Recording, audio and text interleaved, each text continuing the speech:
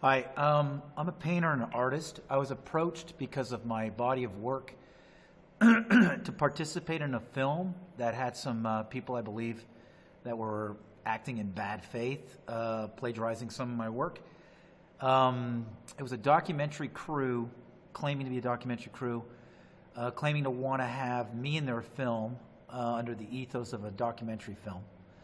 I sent them a deal memo with conditions. They turned down my conditions. These were to protect my brand and my likeness, and because I didn't know these people. Anyways, the film is now on Amazon Prime. The film is now on Netflix.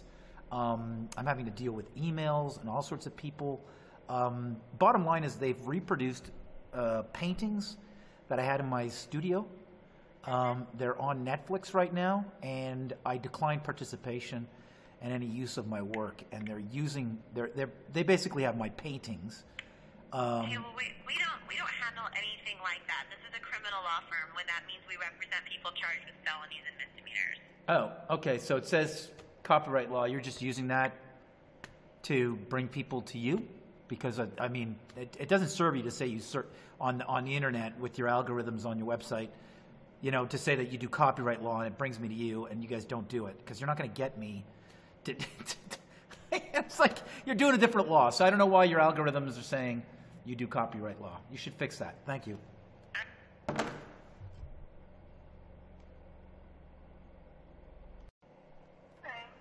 state your name after the tone, and Google Voice will try to connect you. Math Powerland, copyright violation.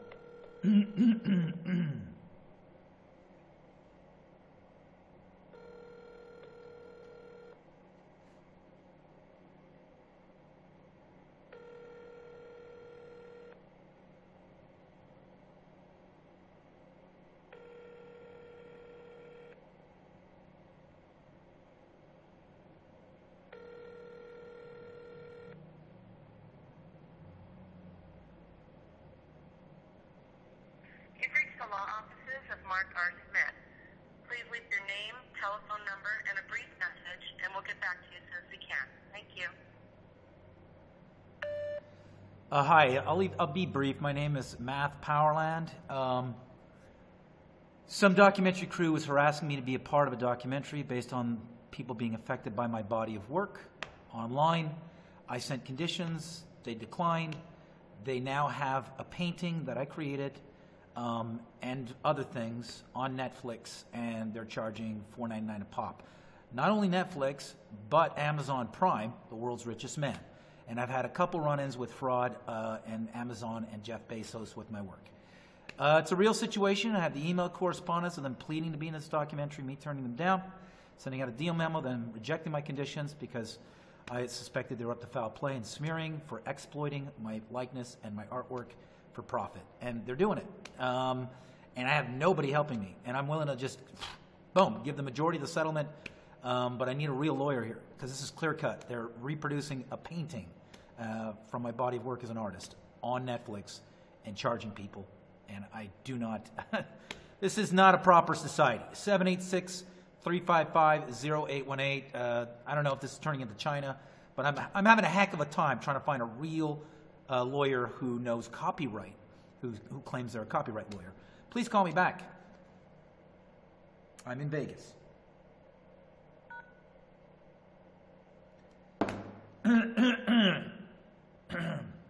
So, on that note, this is the painting.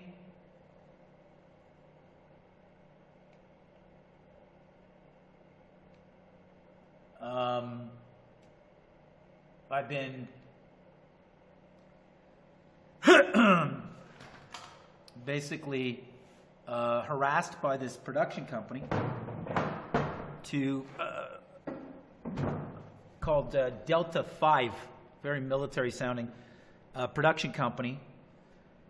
I've been harassed by them for, well, quite a little over a year. I don't know who they are, but they were insistent on claiming they really wanted a sincere version, or me, to talk about my work. So I sent out conditions, I don't know them, to make sure that it wasn't some sort of hit piece on me that was going to take my artwork my comedy monologue, my expedition documentary across Antarctica that I've branded myself to push the globe over the edge by having a huge open, for the first time ever, mass civilian crossing and measurement of Antarctica, because nobody's ever done a north-south complete crossing with witnesses. It's always to the South Pole and then turn right, not going across the massive continent.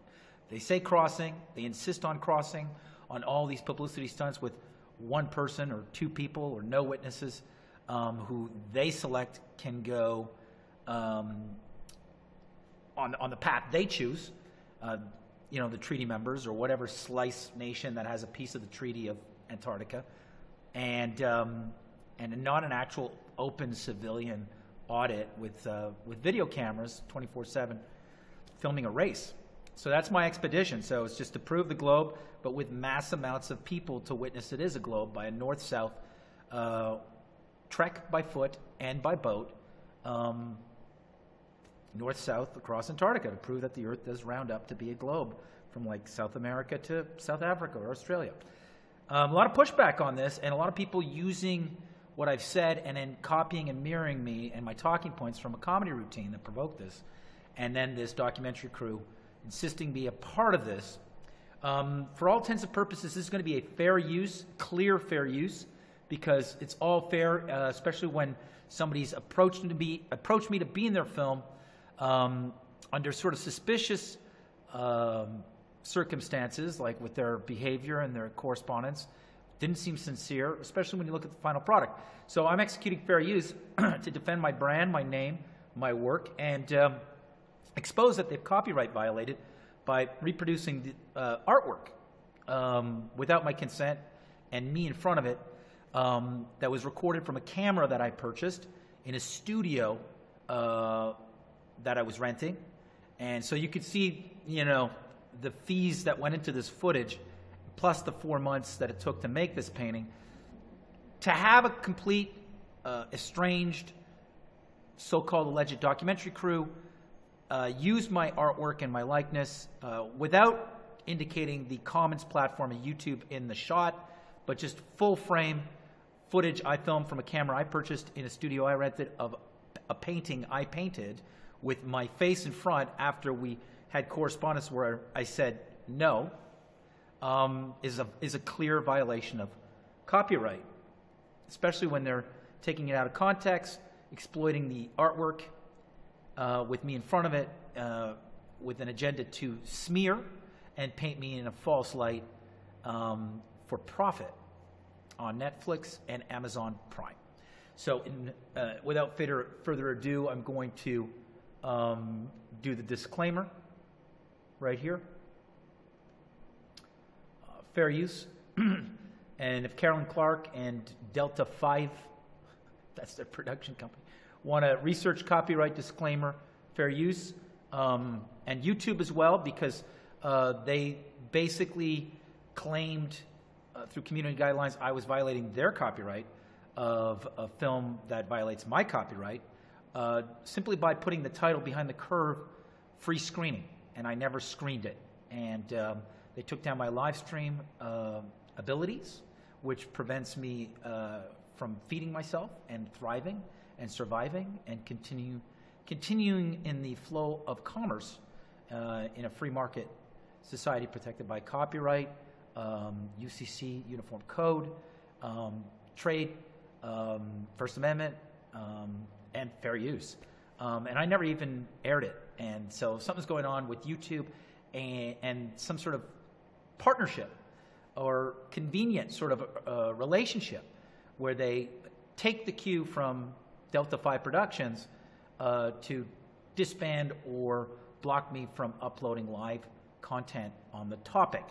So fair use today, we're going to be talking about this YouTube violation of its own community guidelines with a false claim that I copyright violated a work that I never aired that actually is in copyright violation YouTube and Delta 5 Productions of this painting called Hands, created by me, Math Powerland LLC, care of Matthew Boylan, the legal family name. So here we go.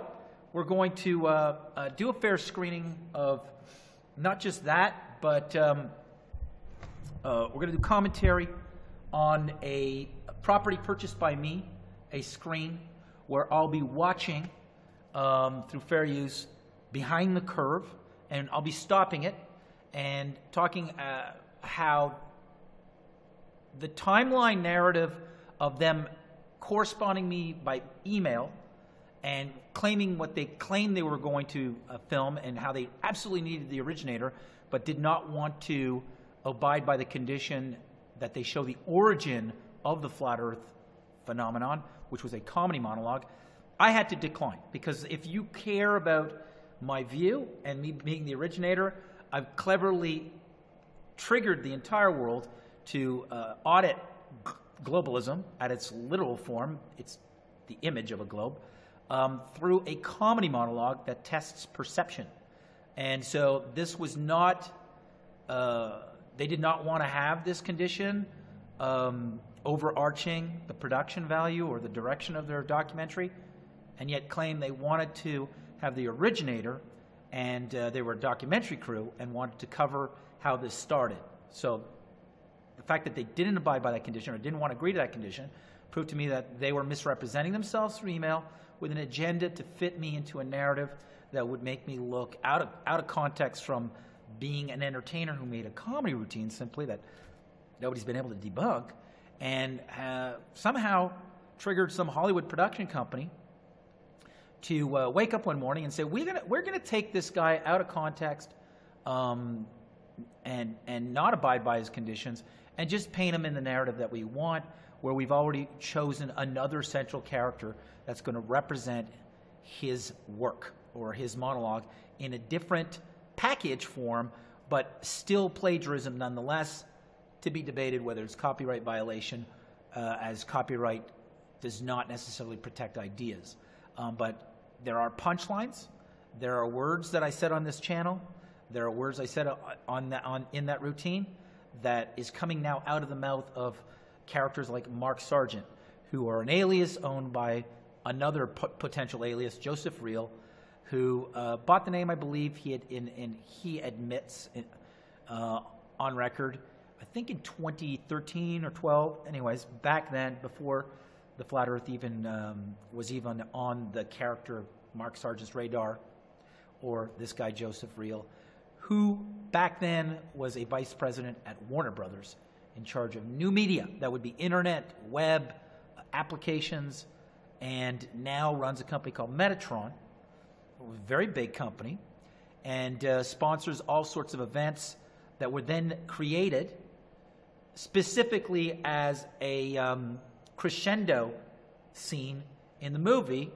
that is violating my copyright. So it's very intricate, very elaborate, but this is clearly copyright violation. You can't just print up an image painted by an artist and then sell that image for $3.99, $4.99. And the reason why I bring that up is because they admit that the origin of the entire Flat Earth phenomenon, the documentary crew, and through email correspondence and on camera, is me. And the origin is a comedy routine. So to make money off the topic that originated from me, paint me out of context and false light against my consent after declining my conditions through email correspondence, and then seeing this painting up there, plus my likeness, plus somebody who I said to this documentary crew is a plagiarist, and I need these conditions to protect my brand if I'm going to participate in this film, because the idea would be to have me cede copyright through an interview release to them, and their central character would be the individual who's owned by this character, Joseph Reel, and Metatron, called Mark Sargent, and then he would be clear to violate completely all talking points of the routine, because I would have been an accomplice and ceded all the rights in a film to my work through interview release of a company I don't know if they are a partner of Metatron, but seem to be, in that Metatron sets up the events, Metatron sets up the characters, and then Delta 5 comes in and films it. All they need is me to sign the interview release, which I did not. And then I've ceded copyright to every talking point that these people are plagiarizing because I'm in the same film as them. So I wasn't that foolish. I sent out a deal memo, standard deal memo, okay, with an actual professional documentary filmmaker called Diane English of Scenario Productions out of Montreal, Canada, okay, who's done stuff for Bravo in Canada. And we're going to look at that right now real quickly.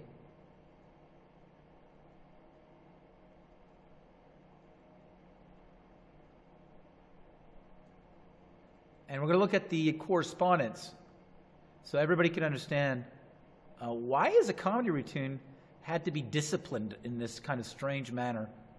And by the way, if anybody knows where Delta V Productions, right, is based, please send that to mathpowerland@gmail.com. Even if it's a P.O. box, we can't seem to find anything. So, and just like the Flat Earth, I want to send out 1 million researchers on this because we want to get to the bottom of at what point this is some sort of, all these people are working together. And why? Why? Is a comedy routine that threatening? We're going to strip it right back down to this being a bratty little comedy routine that escaped on French TV and then on the web in English through Just for Laughs Festival, where the CEO has been pulled over by the Me Too movement for being a sexual predator and a rapist, by the way. The same CEO that was in charge of the festival, right, that I've accused of receiving leniency from the courts up in Canada for raping young women, underage women. He's now had to demission himself, demote himself, or resign because of the court battles for being a rapist. I'm trying to find that deal memo, and it's not showing up here. Hold on a second. Don't know why it's not. Things are disappearing, right? And it's kind of interesting how, like I've had a lot of people watching me over the years, how the computer is, it's almost like somebody's coming in and blocking us from doing stuff. Kind of like Comcast moving your cursor around. So it's not foreign. I mean, you could see your internet provider coming on your own laptop. Try to find this deal memo because we did download it.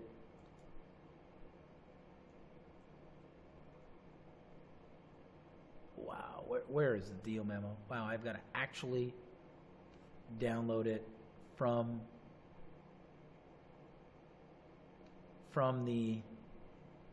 the web. Okay, so I think in the beginning here is I want to go back in time. So we're going to go back in time through the exhibit of the correspondence with Carolyn Clark, the producer here. Now, my car just blew up. It burst into flames going up the Sierras. It was a serious condition. I always had situations happening, and they were corresponding with me. So this is it. I don't trust these individuals. I don't know them, the ones that are using my work from this comedy monologue. They've turned it into an entire industry, a cult industry, subculture. This is certainly what we'd like to talk to you about. So they're painting this kind of, we want to talk to you about all this. We're sincere. So I'm talking about, information I'm getting from other people where we've, disclosed, we've uncovered that Mark Sargent is owned by a guy called Joseph Reel. Joseph Reel then admits it on that show by Patricia Steer, if that's her name, that he owns the label. Mark Sargent is a partner with Metatron. They're talking about their schedule here, when they're going to come, the 14th and the 15th.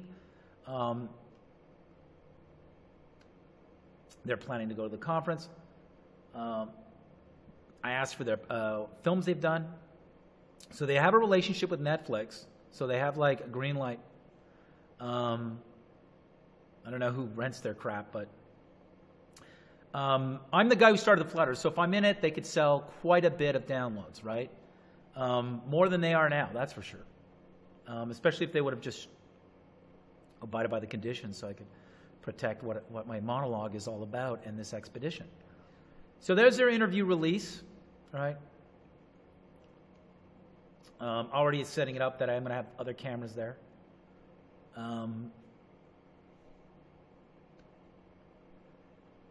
So now that all the cards are finally on the table and paranoia is no longer an appropriate bulb, I then send her my deal memo, which is standard. It was drafted by documentary. Thank you for your deal memo. Unfortunately, we are unable to accommodate your requests. Okay? So here's the deal memo. Okay? Artists will collaborate with producers, which shall comprise creative content as part of the documentary, which shall comprise... See, I'm kind of going, who's this Hollywood crew? They're coming in and they want to talk about something that I triggered. Okay, well, you're kind of like, you're now going to make a profit off something I created. I want to know if you've already chosen a central character, and I'm basically going to be second fiddle so that I'm ceding copyright by signing your interview release. So I ask for no less than 25% of on-camera time with my character and my work. This is how I'm going to find out if they've already chosen somebody else or if they're going to split me evenly with all these people I've accused of plagiarism. Because then I'm kind of... the interview release allows them to edit me any way they want. So this is a way for me to find out the intentions or if there's a hidden agenda that they're lying about. This portion of the documentary here, they could have said, hey, look, we can't do 25% for this, but we can do this condition, because there's several conditions here, right? So, human mind, these are talking points I want to talk about. The segment, although maybe, and this is rough. They could I told them you could change it up, you could fine tune it. I mean, because it's serious. Like, you want to talk to the guy who started this, well, then let's go in. So the reason I want to talk about the perpetrators of the Globe conspiracy, Pope, royals, and the spiritual academia, CIA. Expedition to settle it once and for all. A complete double traverse with many teams to police the outcome and cannot be staged or faked. Shirt, photo or painting, live painting, completed design, fakes, and online warfare to drown out the expedition, a copyright violation. Yeah, I never read this. Like, the way she wrote it almost sounds like, because she drafted it, I just was so busy on so many fronts. Started as a comedy team, French and English shown, and started against players securing. These are the points. Story of Columbus versus a canoe across the Bering Strait from Russia to Alaska. These are all the points. Authorship of the segment and the capacity of author, both written and verbally by the artist. The artist retains sole ownership and credit for his material. This is to include his point of view, thesis, and all is spoken. And I'm doing all of this to make sure that if this is a hit piece, at least this is going to be transmitted in the hit piece. These are both sides of the documentary. You could say, oh, well, it's propaganda. It's like, it doesn't matter. You can edit it whatever way you want, but these things are going to be in there somehow. So I'm going to sign your interview release as long as these talking points are mentioned. You could edit it like I'm crazy, but these talking points are going to be in there, right? Another one, the Math Powerland story, from painting or photograph to current. That would be the stand-up routine. And an expedition to settle it once for all. Complete double traverse with many teams to police the outcome. Cannot be staged fake. 1.347. And it's every talking point that I'm about. And they want me in their documentary film. So it's like, this is what I'm about. Do you want to film me like taking a crap, making a ham sandwich? That's fine. But in order to get that goofy footage, these talking points have to be in your film.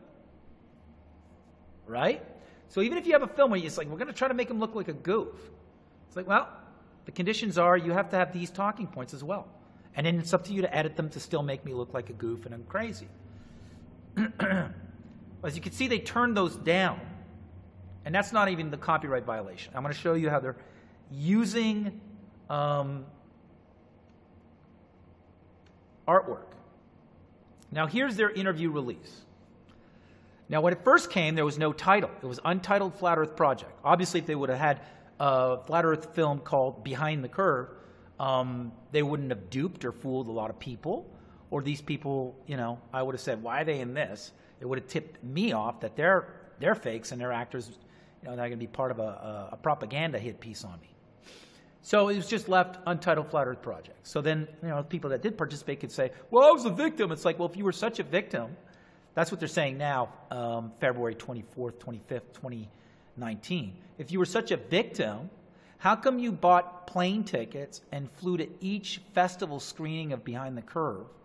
And while you were watching it, you were texting and Instagramming and Facebook messaging and making plugs on your YouTube channels how this was a pro-Flat Earth film. So your timeline doesn't work out with your story, Patricia Steer, Mark Sargent. Okay? And so we're going to slowly, prove that these are bad actors. And I mean it, like actors doing takes. This is not a documentary film with the documentary film producer's direction. Directing subjects in a Flat Earth documentary is not a documentary.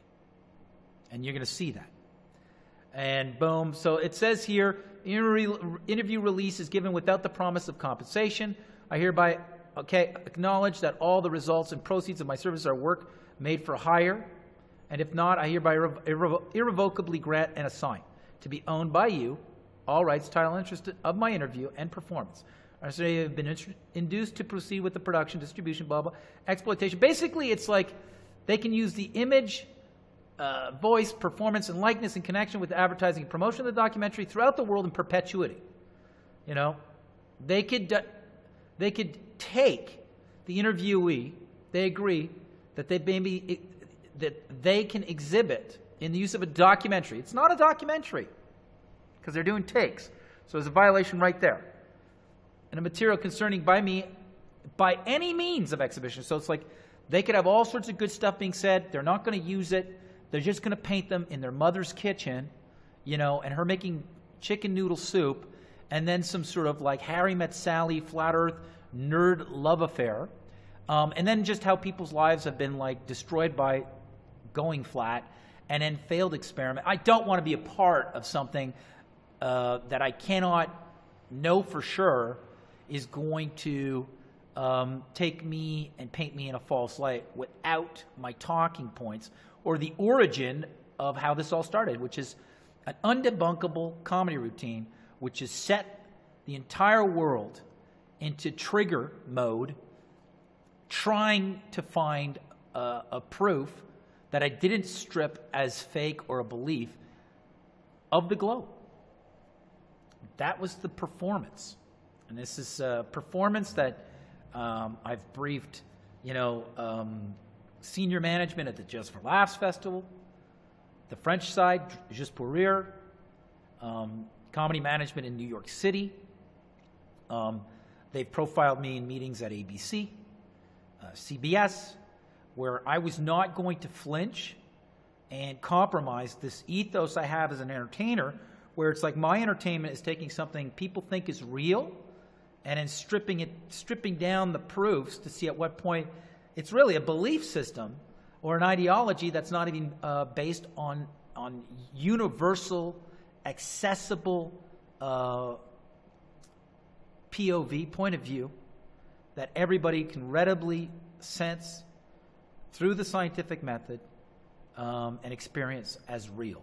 You can't experience the globe as real. It's an image. You've never been to space. You can't experience gravity, or if an object is large enough, it will attract another large object the size of the Earth. You can't see that.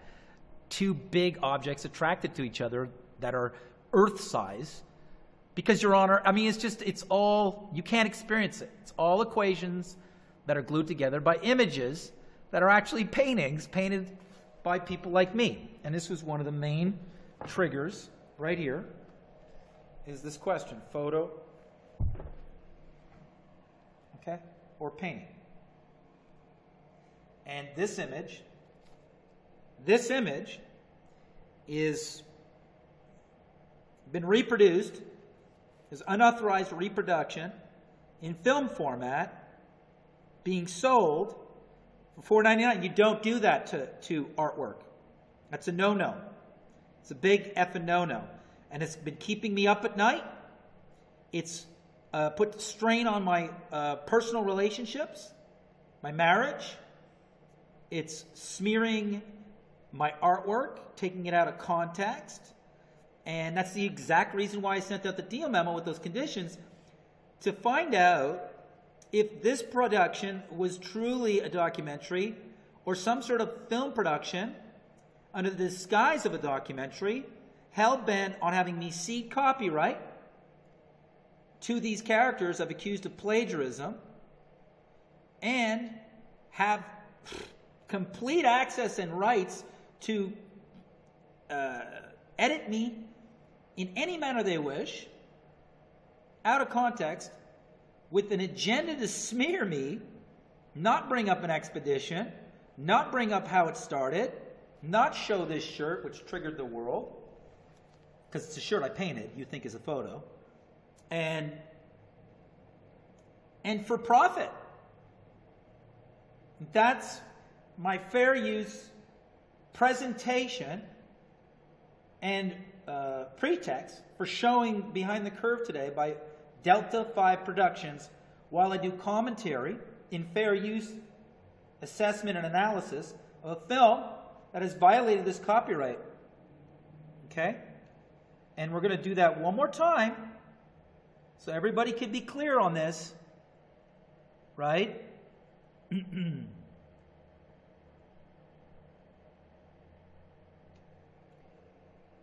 Copyright disclaimer under Section 107 of the Copyright Act, 1976 on YouTube. I've seen this and wondering, would it be fair use if I'd done a reaction to another YouTube video, non-profited, and gave credit? Would that be fair use? Copyright disclaimer under Section 107 of the Copyright Act, allowance is made for fair use for purpose such as criticism, comment, news, reporting, teaching, scholarship, and research. Fair use is a use permitted by copyright statute that might otherwise be infringing. Non-profit, educational, or personal use tips the balance in favor of use, of fair use. Now, I made my case, and then I showed it. And this artwork is the subject of a film that has violated copyright insofar as they've sent correspondence. I sent conditions. They said, no, we don't agree to them. I said, I'm not participating, and they did it anyways.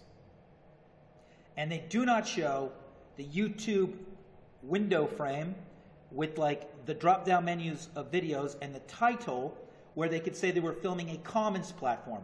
It's a straight shot, the shot I filmed from a camera I purchased in a studio I was renting of a painting I was painting and spent 4 months on and used as decor and data and visual candy to fit a narrative that smears me for profit.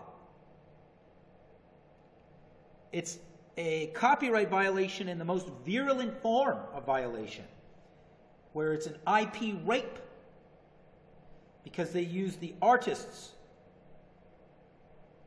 work and they're selling it out of the moral universe and original intention behind the creation of the original work. They've altered it, they've tampered with it, and they're exploiting it for profit. Under copyright law, especially with the paper trail of correspondence, it's illegal. Behind the Curve is illegal. And so any claim that I'm copyright violating when I'm using fair use on a film that's in copyright violation of this artwork will be noted. YouTube is on notice right now through this video. This is a service notice to YouTube to cease and desist any collusion or partnership, acquiescing, aiding and abetting these false accusations that this film here right now, any false accusation by Delta 5 Productions or Caroline Clark or Daniel Clark, that this video right now, this presentation right now, is somehow a copyright violation of their work called Behind the Curve.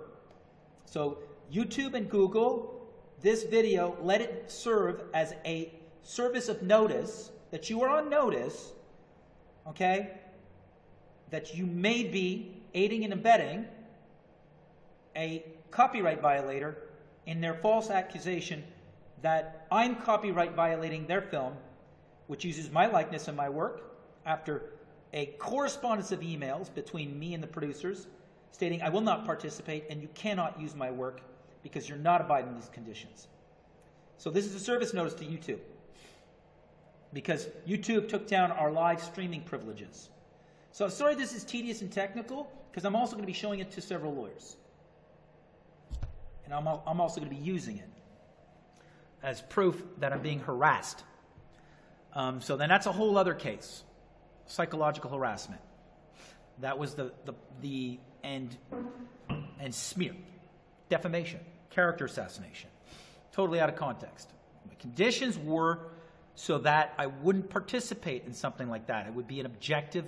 This is what I represent as a political scientist, a hyperrealist painter, and a performer who brought this to the comedy stage with the intention that it would force people to really look at true form, what proof they have that the earth is a globe.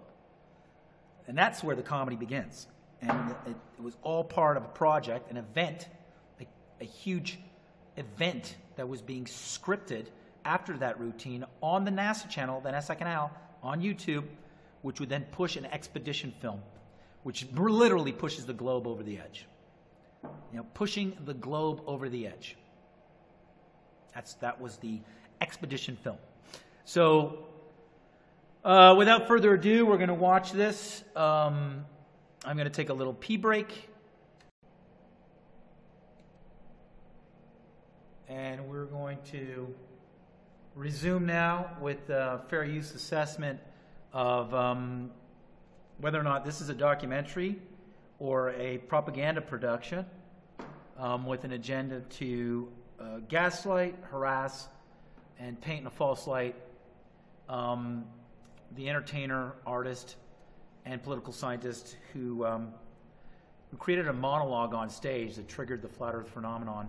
And I declined from participating in this documentary because I didn't believe it was a documentary. I believed it was there was an agenda to smear me. So let's take a look at, without further ado, this this production that claims to be a balanced, objective documentary.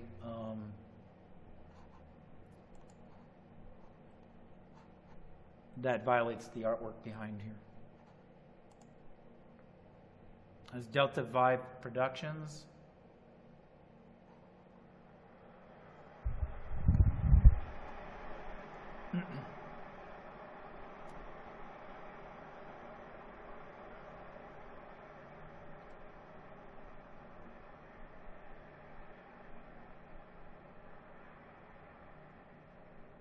So where are you right now?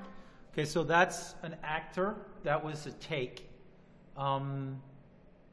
So right away, that's a violation of one of the first violations of documentary film is to actually prod, coach, direct subjects of a documentary.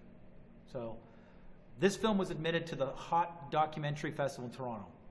And then right away, off the bat, any professional actor, which I am, and as well, any professional documentary, anybody who's a professional in the world of documentary filmmaking, which I also am as an assistant to documentary filmmaker and award-winning documentary filmmaker, Academy Award-nominated documentary filmmaker Barbara Herbick, my first cousin, who did A Stitch for Time and did a movie on Catholic priests killed in Nazi Germany, and also a film about Russian art.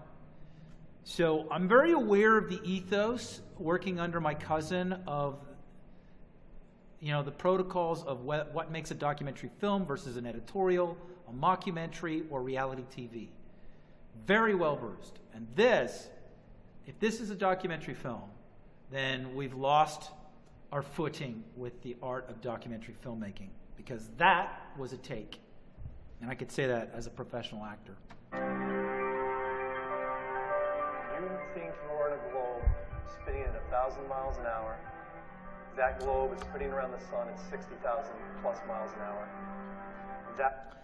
Again, we see cartoon imagery, which was like, I'm not saying this is plagiarism, but on a separate note, It's funny how there's going to be the use of cartoon imagery without ever stating that tenet from my monologue, that the globe is backed by imagery that is painted and is animation and CGI. No real video or camera footage, except that one alleged photo from the Apollo mission from the moon. But we haven't been back since. Solar system is flying sideways through the galaxy at 500,000 miles an hour, and that galaxy is going through the rest of the universe at millions of miles an hour, and you feel nothing.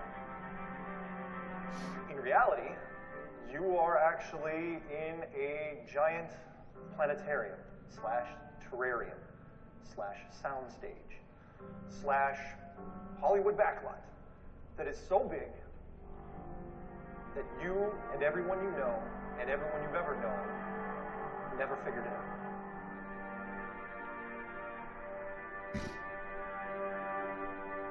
At 17,000 miles. So the flat Earth has got animation, but then they show realistic imagery. But this could easily be a round window. This could easily be a set. I mean, it's black and white. How come we haven't returned? So. An hour. The second stage leaves the abandoned first stage far behind as it soars 5,000 miles downrange. The curvature of the Earth is plainly visible. Delta 5, very military sounding production company.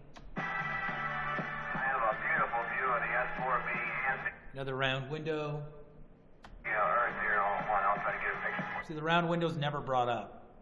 That was the origin of, taking apart the image or the images of the globe which are painted. Round window. Now, as you can see here, they used the footage, I think, from Bart Sibrel's A Funny Thing Happened on the Way to the Moon, and you could clearly see, I don't know if you can see it here, but there's a shadow here, and then it goes away. So what's going on there with the Earth? There was suddenly like a huge cloud, and it's like less round.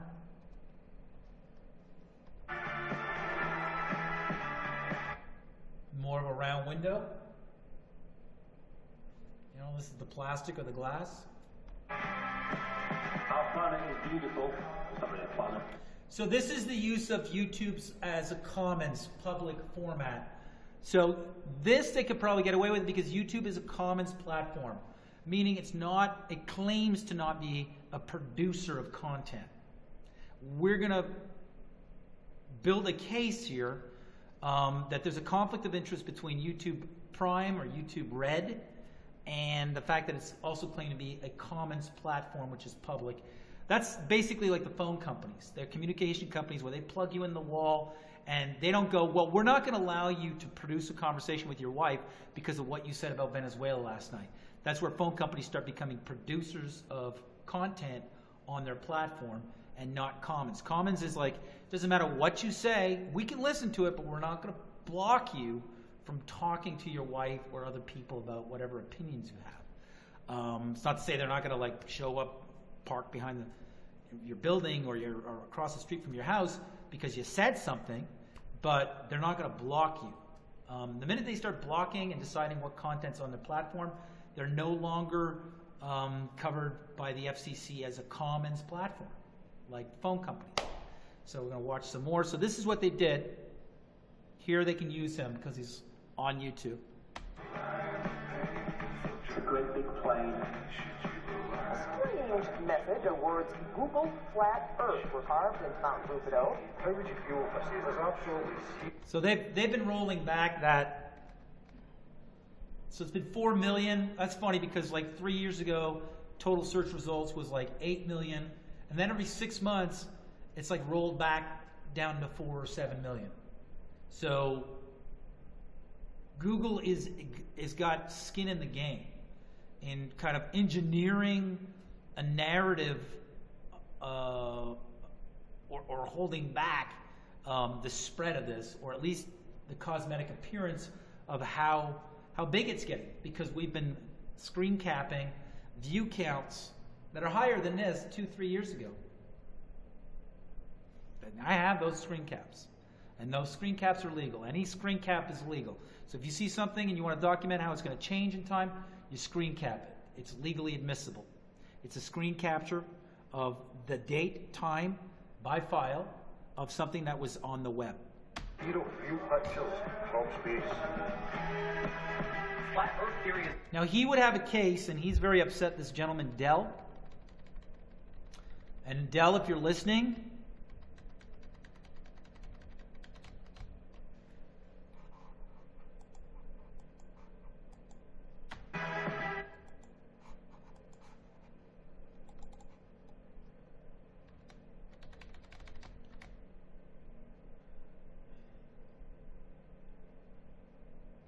because, you know, they're not well, they got a bit of it there, right? So that's what they're doing. Home space. And I don't know if he got theory is actually getting pretty approached. My children will have I don't know if he got approached. the wives in NASA here. Comments. So yeah, Christine O'Malley, producer, who also did a film that tried to control the narrative about Sandy Hook. So anybody who had an alternative, like Wolfgang Halbeck, who's a you know, preschool, primary school, high school security consultant to prevent mass shootings. He said that everything was wrong about the narrative of Sandy Hook, and he's been sued, and they've dropped the suit just days before, like the victims' families, just the days before he was supposed to, you know, be sued by these victim families for like traumatizing or smear or lying or whatever it is. And that's what's triggered the entire Sandy Hook thing. They made a movie making people like him crazy, but he's an actual federal security consultant for school safety against shootings and armed gunmen and stuff. And they made another movie that would protect the propaganda of global warming amidst the people who say it isn't warming. So that's the kind of productions that Christine O'Malley's involved in. And she's behind the curve and behind Delta 5 Productions.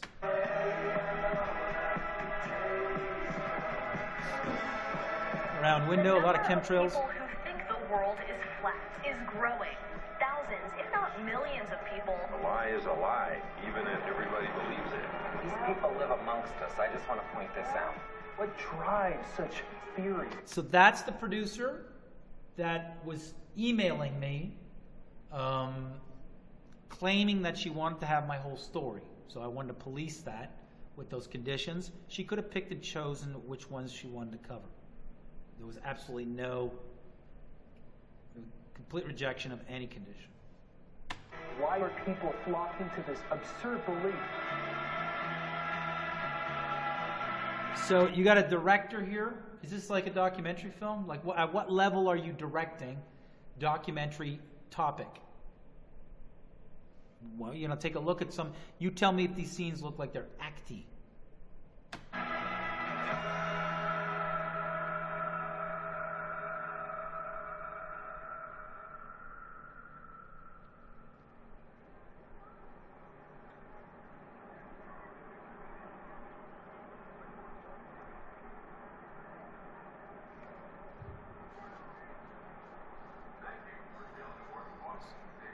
This is where Mark Sargent lives.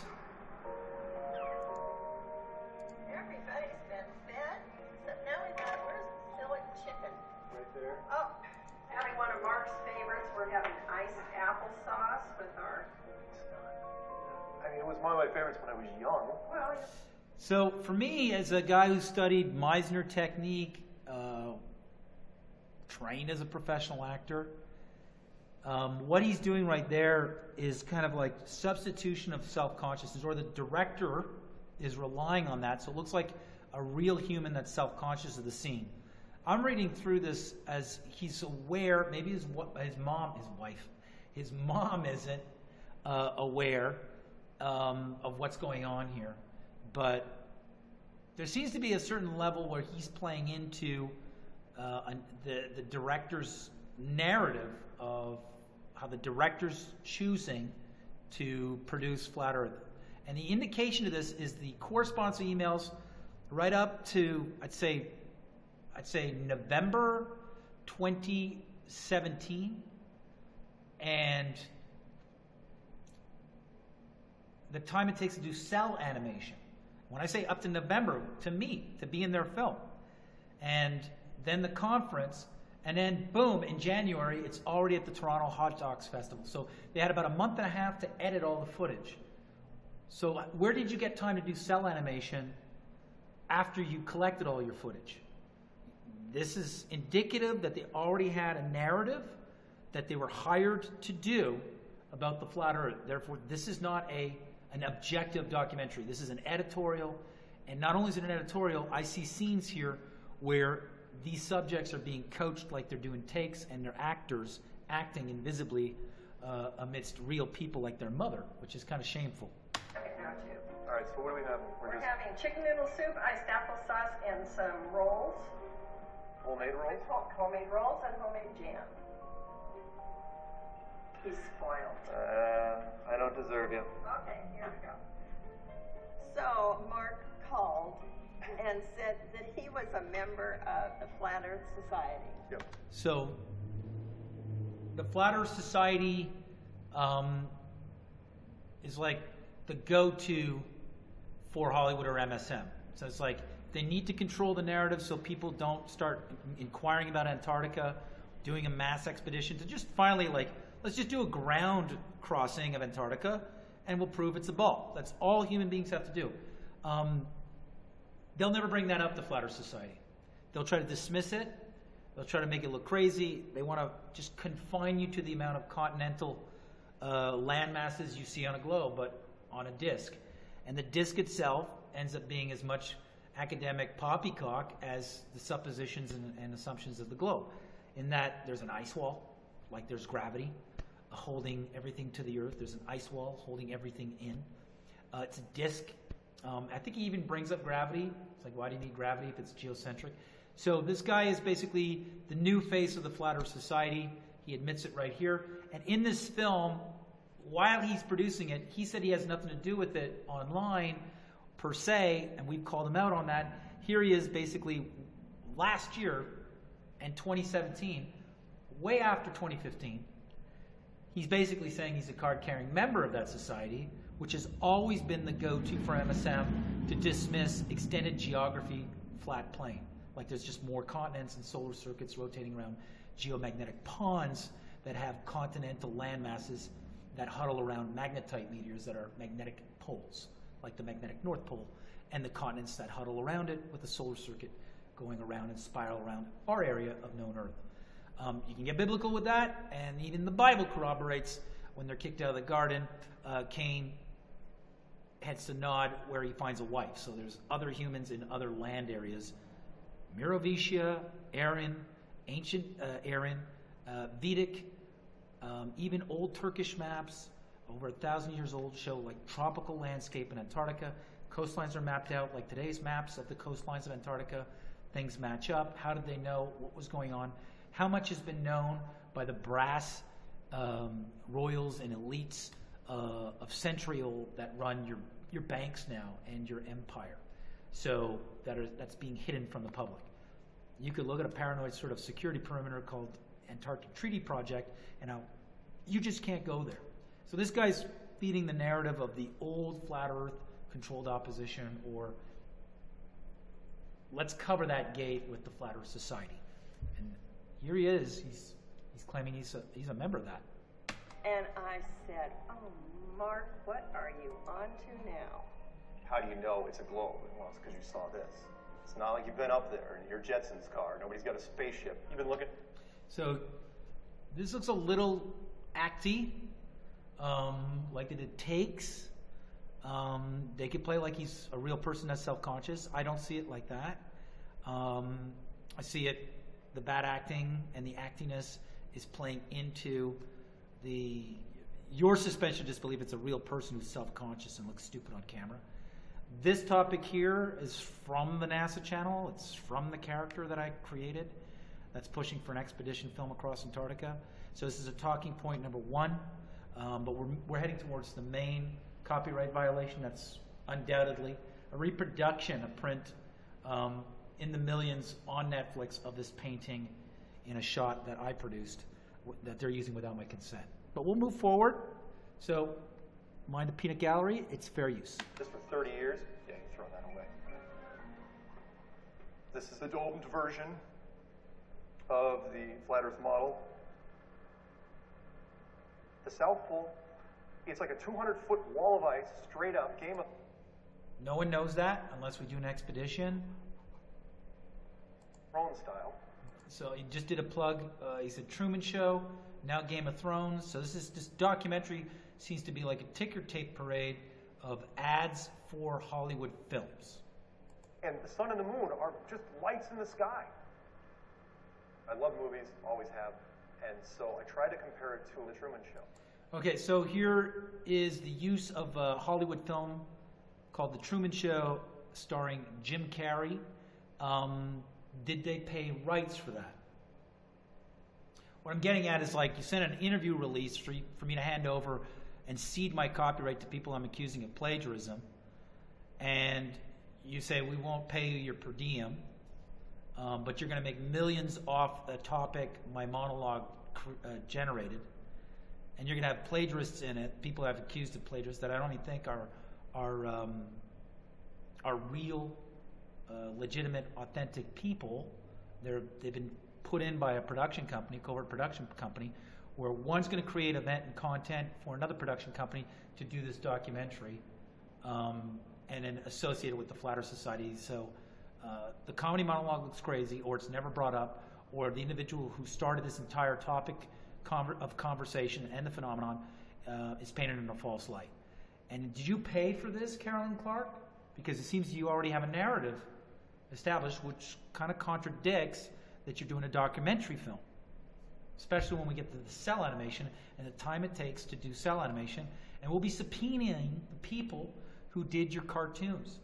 So we're going to see at what point you established a skewed angle and narrative that you were hired to do on me, and all you need to do is trick me, which will indicate misrepresentation. But that's the more complex issue.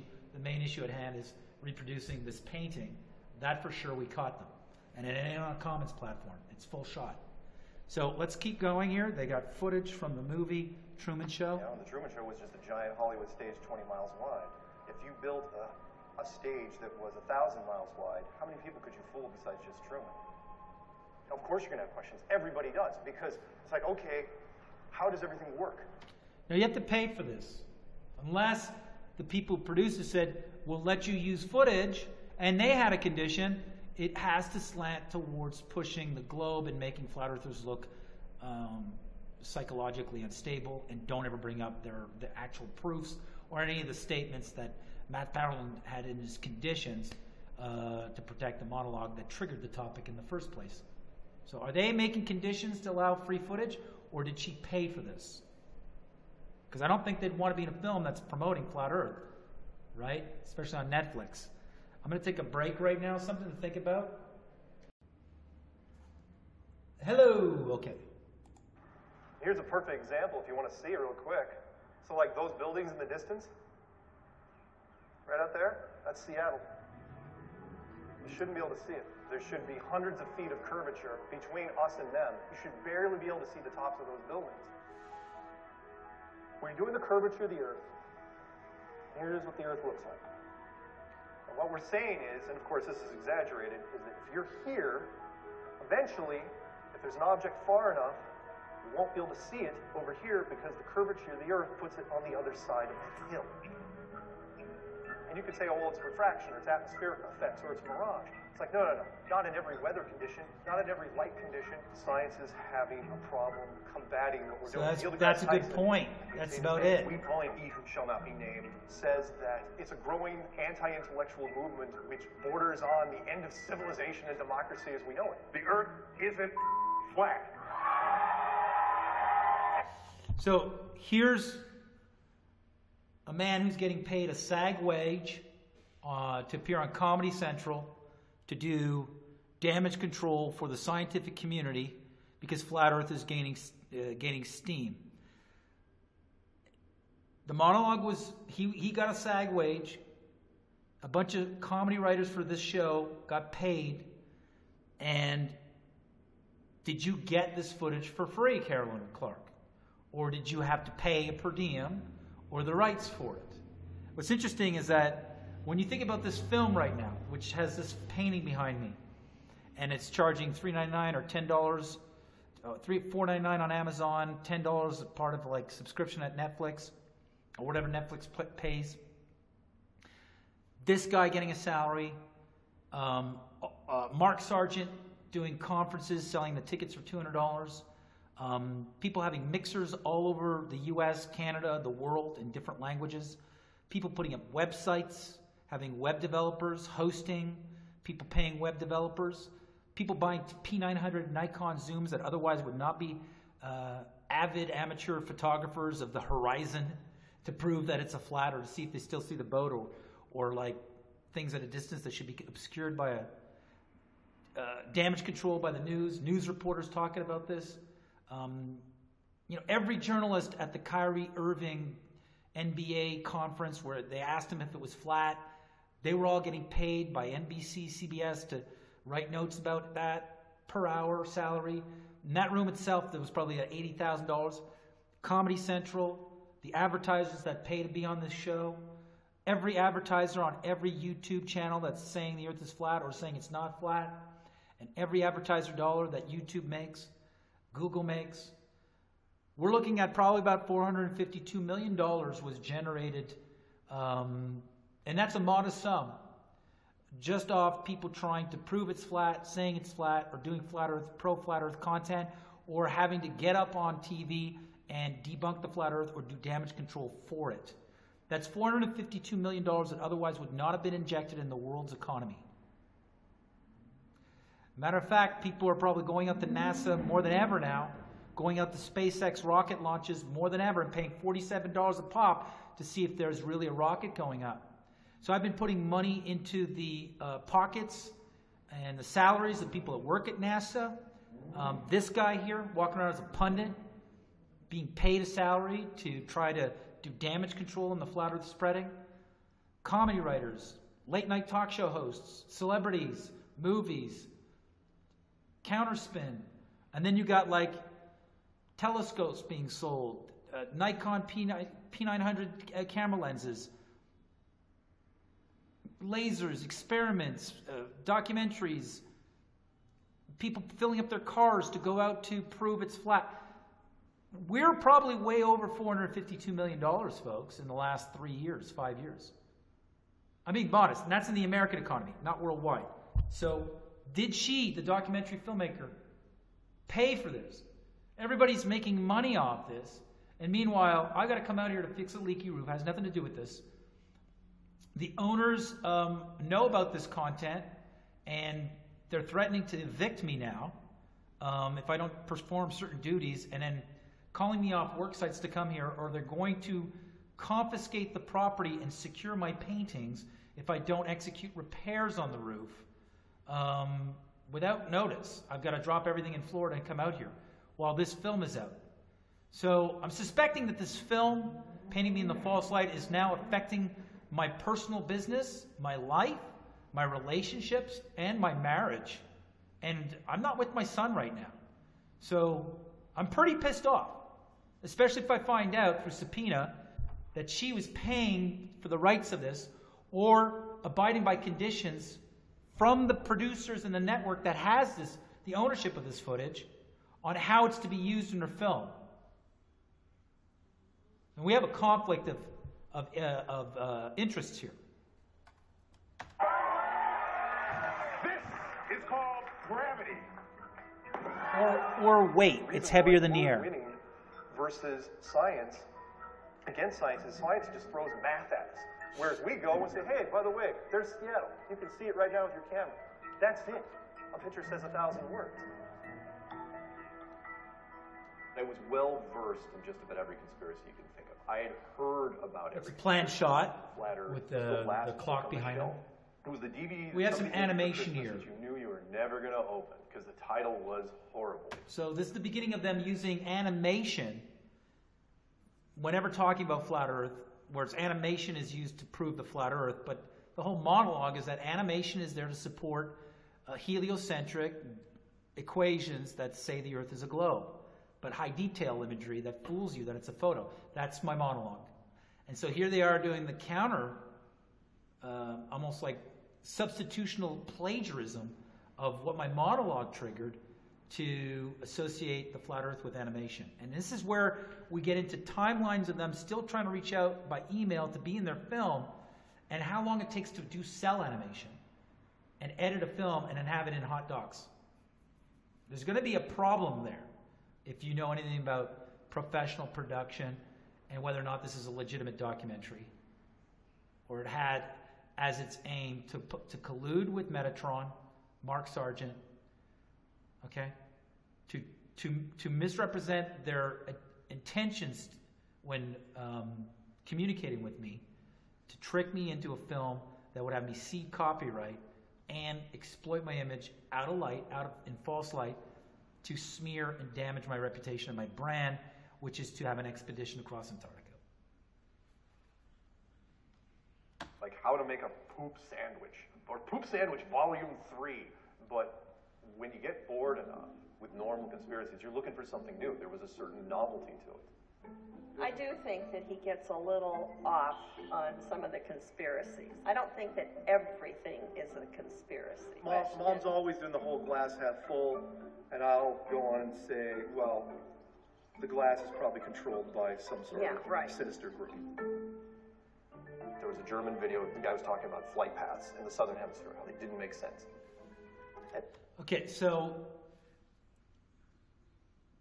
I said that if it's flat, then all the flights have to hub through the north. They do.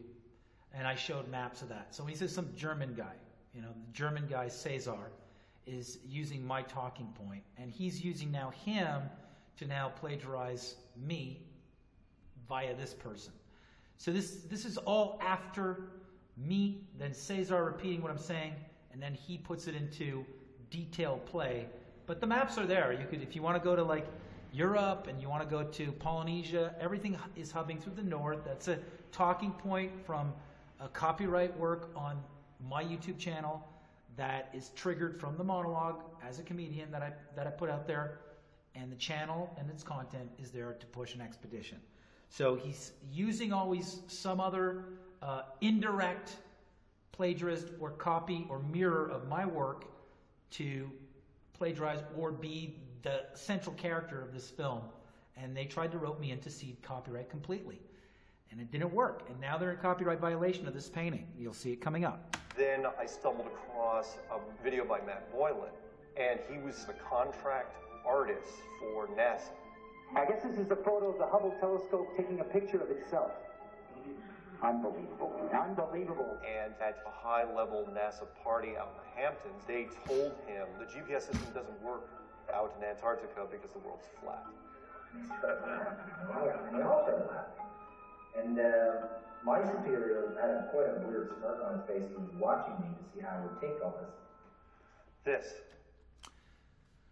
So then they associate me with this. I never assumed any shape or model. Just let's push this globe right over the edge of Antarctica with an expedition, mass civilian expedition, not one guy in photos of one guy they choose and they tell him where to go. That's it. And so then this film comes out after that, after the channel, after the monologue, after the channel, after me using the channel to bring this expedition. This interrupts my work and my brand to smear me and then attempted through production to have me cede copyright by an interview release form, which the agenda was to have me second fiddle this guy. I didn't fall for it. So they had to change plans with their narrative and then paint me as a paranoid psycho and these guys as unstable as a result of me. So it's like they all lent themselves out to this production, and none of them had conditions to be in it so they could protect their own brand if they claimed to be real researchers, which is interesting. So this is what it is. What do you think your first reaction is going to be? That's not what it is.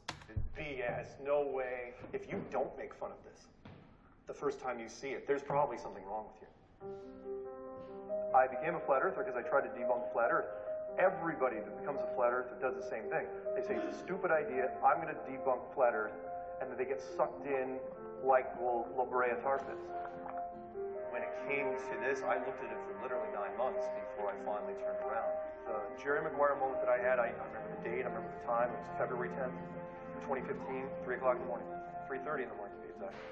And I woke up and I said, this is now going to flip. Once I had my arguments down, I made the series of videos.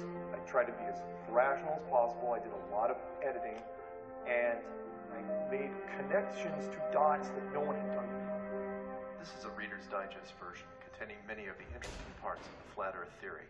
The first question is invariably, is this a joke? Because it's a joke, right? And that's where we start, because it's one of our two basic childhood facts. 1 + 1 = 2, and the Earth is a globe. When I put the clues out, I partially thought that this whole thing was going to crash and burn. Because I thought some guy with a master's in astrophysics or astronomy was going to call me up and say, you forgot to do this math, you forgot to carry the 2. And that's it, you screwed it up, you can shut down your channel now and everyone can go home. The first part of the clue is the utter lack of non-stop flights from anywhere in the southern hemisphere, or in the flat Earth model, the land masses closest to the outer ring. So I spend day after day looking at the Plane Finder global map. I need to watch a few as they cross either the South Pacific or Indian Oceans. For the first 30, 45 days, I was just holding my breath. I wait for an ocean plane. And I wait, and I wait, and I wait some more. Hours pass, days pass, and no red planes to entertain me. And before I even got the first 5 clues out, people started responding to me. Someone said, I want to talk to you about this. In fact, it was a debunker site, a small-time debunker. We went into it, and then he started reviewing the clues, and next thing you know, he was on my side, and then another podcast picked up on him, and then it just started leapfrogging. And we have Mark Sargent. Your organization was amazing. Hi, Mark Sargent. Hi.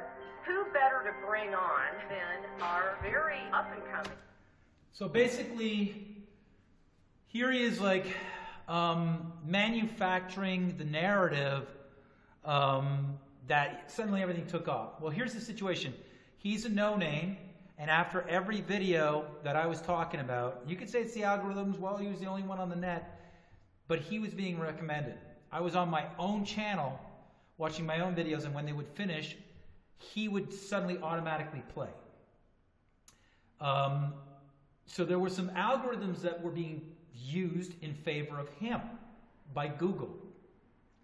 So when I said last week, it was the end of, it was like last week, as in around the 15th of February, that I was going to do a free screening of Behind the Curve on a clone channel, or there was going to be a free screening.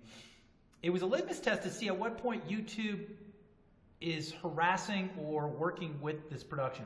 Because I just put the title up as a YouTube video, set the timer, set the reminder for all my subscribers that this free screening of Behind the Curve was going to happen. Within 2 hours and only 200 people on the chat, Delta 5 Productions made a copyright claim on 2 YouTube channels, one saying it was going to play on this other channel.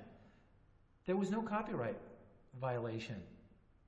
Clickbait happens all the time.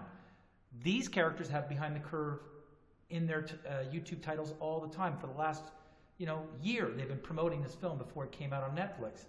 And I put it in my title. I never air the film. And Delta 5 Productions somehow gets wind of it out of only 200 people being in the chat before it was aired. And they panic, make a strike. I see it's Delta 5 Productions. Who warned them? Well, this film, has been sent to me by this person, the person claiming to be Mark Sargent, whatever his name is.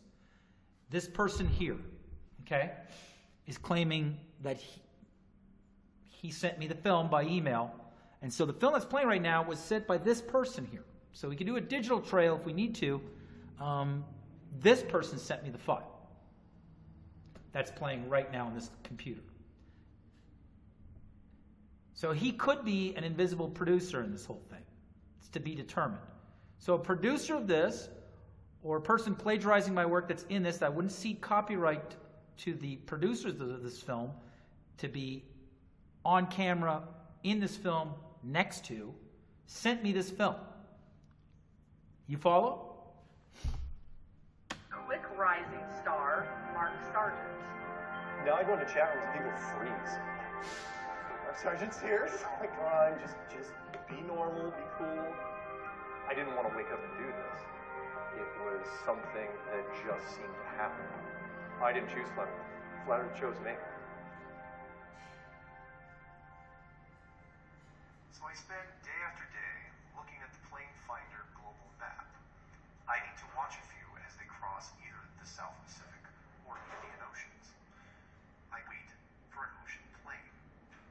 I first heard of people thinking that the Earth was flat, in elementary school, but in the context of history. I think it was in the last couple years that I heard that people are still believing this and making a lot of videos on it. So I started watching them because I was curious, and it's something.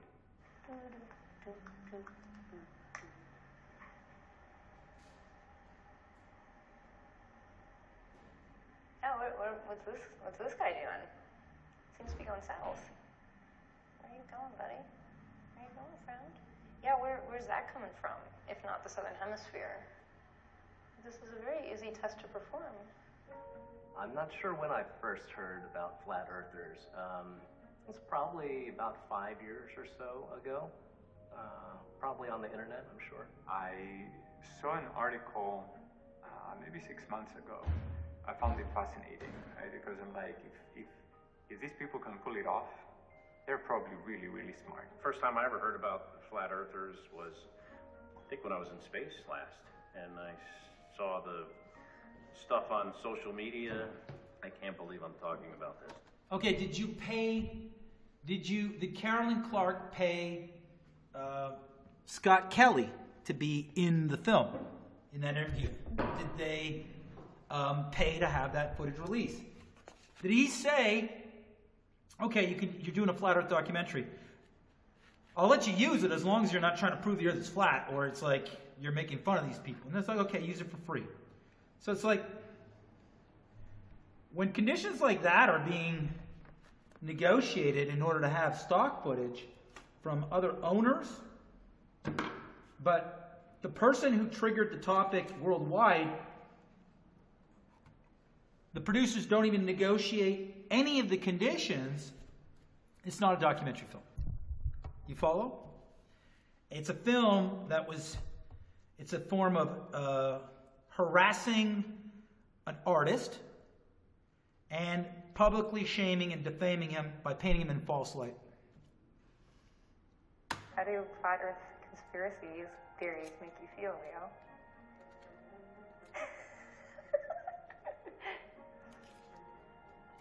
You feel positive about that?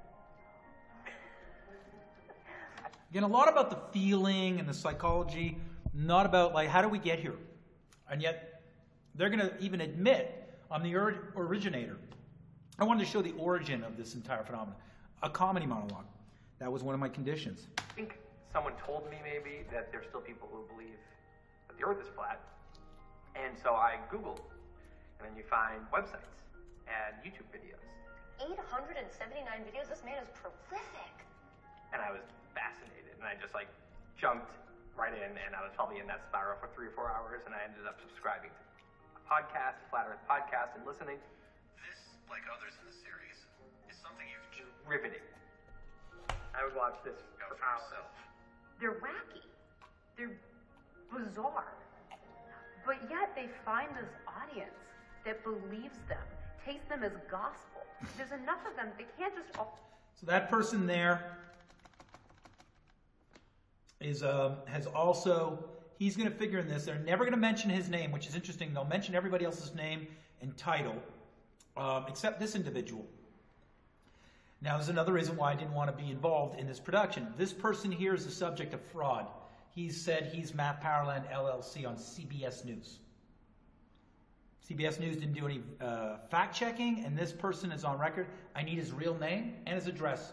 He needs to be served as well, because this person who used to do videos attacking the group Anonymous on behalf of Scientology all over YouTube is now claiming he's a flat earther, and his model of flat earth is there's more land, but he's not sure if it's flat.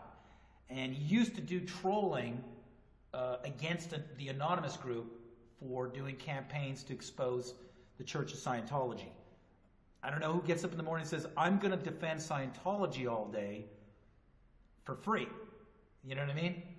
And do counter PR for Scientology against the group Anonymous that's exposing details about the Church of Scientology. I'm gonna support. I'm not a Scientologist, but I'm gonna defend Scientology. Who does that? So we have him on record, voice recognition, same style, but now he's a flat earther. And this person, also working in bad faith and bad intentions, misrepresenting himself through correspondence. Week after, through a few email exchanges, he goes on CBS, pretends to be me without asking me if he could defraud me or pretend to be me on national news on behalf of my monologue or my work, which is trying to push an expedition film, which is to push the globe over the edge of the earth. Can't just all be people wandering around with tinfoil hats all the time. Like, these are fairly normal people, at least some of them. We go in a little sports bar. A bartender runs over, and she goes, "You guys talking about flat Earth?" Yeah, why? She goes, "High five." You go into the office. Is someone a flat earther? You go to a restaurant.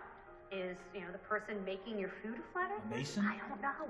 The very next day, I'm flying out, and I'm wearing a I Am Mark Sargent shirt. And you know where they go through the bag screens. So they're talking about how big this thing's gotten, more than why it got that big. It's a good thing I declined to participate in this because they didn't abide by my conditions, but they still broke copyright and are exploiting me and my work out of context. And this painting, which is behind this film, is in this film. We're going to do a surreal exposition right now of copyright violation. Black kid, he motions me, like in Fight Club. "You Mark Sargent for real?" I go, "Yeah, why?" And he goes, "I'm not kidding you." He winks at me, and he goes, "That's my name, too." And he hands me the bag without even checking it. They're everywhere.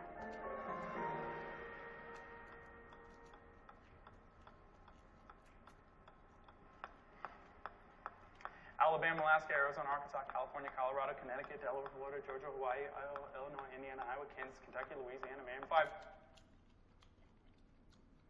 This is actually an acting technique called Meisner, where you give the subject an independent activity and things to do and say while they're doing lines so they look real. It's an actual technique out of Sanford Meisner acting class. Years ago, I started doing this whole brain power program, bouncing balls off hammers, working on my penmanship, working on my memory. Titanium, vanadium, chromium, manganese, iron, cobalt, nickel, copper, zinc. And about 14 months ago, my brain coach, Michael Lavery, said, "Nathan, you got to look into flat Earth." And then the more I researched it, and then I found out that it's actually the biblical cosmology is a geocentric cosmology. Then I realized why they're hiding the truth. It's because they don't want anyone to know anything. They want people dumb, blind, deaf to the truth, so they can inject you with their vaccines and their public schooling and this heliocentric model, which is basically forced sun worship. Did you know they made up dinosaurs? People in the school system to perpetuate this 6 billion year old Earth. Oh, wait, the math doesn't work out. 14 billion year old Earth. So I actually ran into a NASA employee at Starbucks, asked him why NASA means deceive in Hebrew. Technically, it's the word nashah, but it sounds so similar. You hate Americans? Is that it? Excuse me? Yeah. How the hell did you get that? Well, I just got kicked out of Starbucks for asking NASA employee questions. I ended up getting kicked out of a bunch of Facebook groups. So then I started the group, the official Flat Earth and Globe discussion. Probably because you weren't authentic. You know what I mean? It was a slow start at first. I just added all my friends and said, hey, talk about Flat Earth. There's no cursing, no insults. That was about 14 months ago, and that's blossomed into 53,000 members. Excuse me. Can I ask you a question? Anyone ever told you the Earth is flat? What? I just feel like I have an obligation to tell people you don't live on a spinning ball.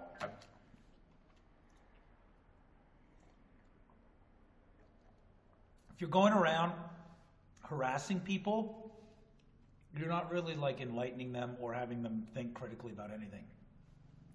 And so it's almost like this person was sent out in public to just go around annoying people. Telling him for years you didn't come from monkeys. Isn't that crazy? Yeah, I run the largest Flat Earth group in the world. We're actually filming a doc. Actually, the whole Flat Earth group in the world is from my monologue. Documentary about it, so that's how it's done right there. Well, here's some flat. He goes, I'm irrelevant, this guy. You know, like, I control this thing now. This guy's like full on, like, sociopath, egotist. And you tell me if he portrays the scientific method to have a final crossing of Antarctica. Well, the only scientific method human beings can apply to, you know, come up around and then prove it's a globe. But not just one guy or two guys that are ex-military or they choose and they go to an area they're told to and turn right. Many nations have to be involved here. It's a world peace project. Music? Next level. Next level rap. We got some good books right here.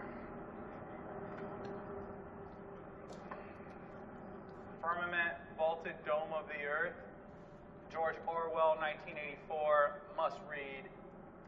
This is Edward Hendry's masterpiece, The Greatest Lie on Earth. I'll just read you a little bit from the table of contents real quick. The first chapter is Samuel Rowbotham proved the Earth is flat. The idea people have of flat earthers is totally wrong. You know, they think they're total idiots and they live in their mom's basement and they believe everything anyone tells them.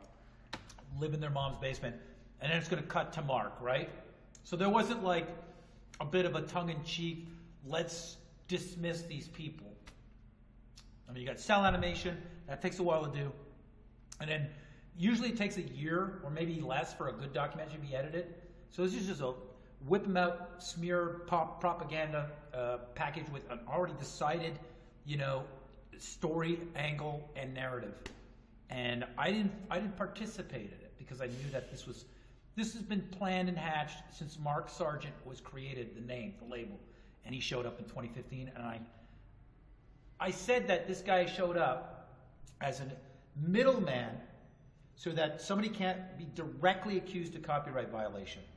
So they're going to have him show up through YouTube, with YouTube assisting his videos to be recommended to everybody who's looking into the topic after my videos or first before my videos, so that a production could come and make events off him, and then another production would make films, and it would look like they're not copyright violating me. Quite the opposite. We test everything. And then send the interviewee release form for me to do the final nail in my work. No. Either super successful or doing our own thing. And I've met hundreds of flat earthers, and none of them are living in their mom's basement. So. Okay, that, and then it goes to Mark Sargent. Boom. And he said it twice. So this is scripted. And look at how acty he is. We're going to look at that again, okay? This is not a... First chapter is Samuel Rowbotham. He's an actor, this guy. I know actors. The Earth is flat. The idea people have of flat earthers is totally wrong. You know, they think they're total idiots and they live in their mom's basement and they... That's acted. He's an actor. Believe everything anyone tells them. It's quite the opposite. Now, look at the way he grabbed that drink. It's quite the opposite. He's doing a punchline here. This is not a documentary, Toronto Hot Docs. Shame on you. Watch. We test everything. He's setting up a failed test later on. They didn't test anything. It was the first time they tested. And then Jaron and Bob Nodell. And Bob Nodell goes, look, there's as many proofs as it is a globe as there is flat, so we're not sure yet. So he's chickening out of the whole thing because he's on camera now.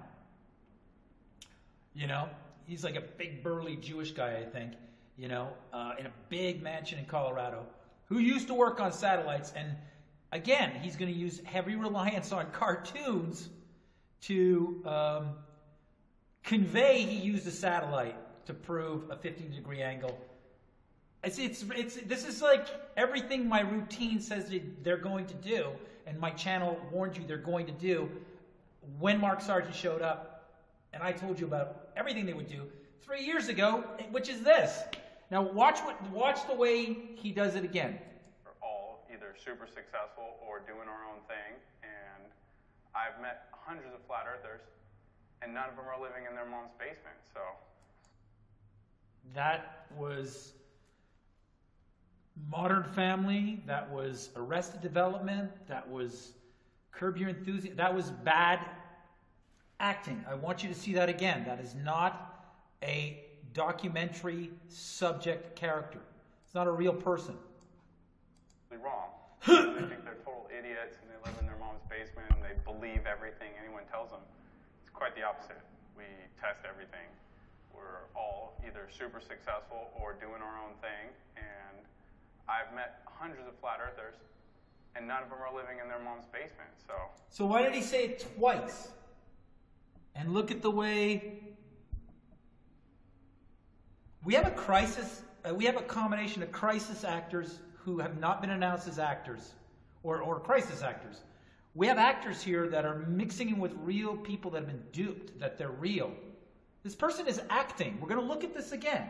It's very important that the judge, the jury, the public, a lawyer that's willing to try this, looks at this again. Because this is the best they could get.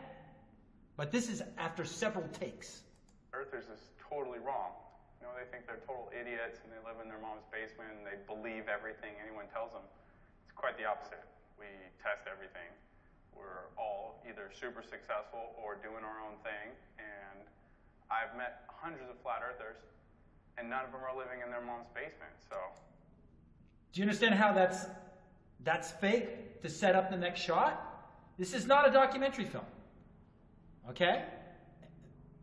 Now these people have been paid by somebody. Okay? And they wanted me to cede my copyright and be used as some sort of laughingstock, side character to the characters they chose they would put on camera. It's very important. I want you to listen to that again. The dialogue makes no sense for realistic dialogue. So he needs to really say, live in their mother's basement. Why does he need to say that? He knows Mark Sargent. The idea people have of flat earthers is totally wrong. You know, they think they're total idiots and they live in their mom's basement and they believe everything anyone tells them. It's quite the opposite. We test everything. We're all either super successful or doing our own thing, and I've met hundreds of flat earthers and none of them are living in their mom's basement. So that is the most contrived, orchestrated, fake dialogue I've ever seen. Now, the connection between that guy and this guy, before the footage was recorded, is clear. Okay?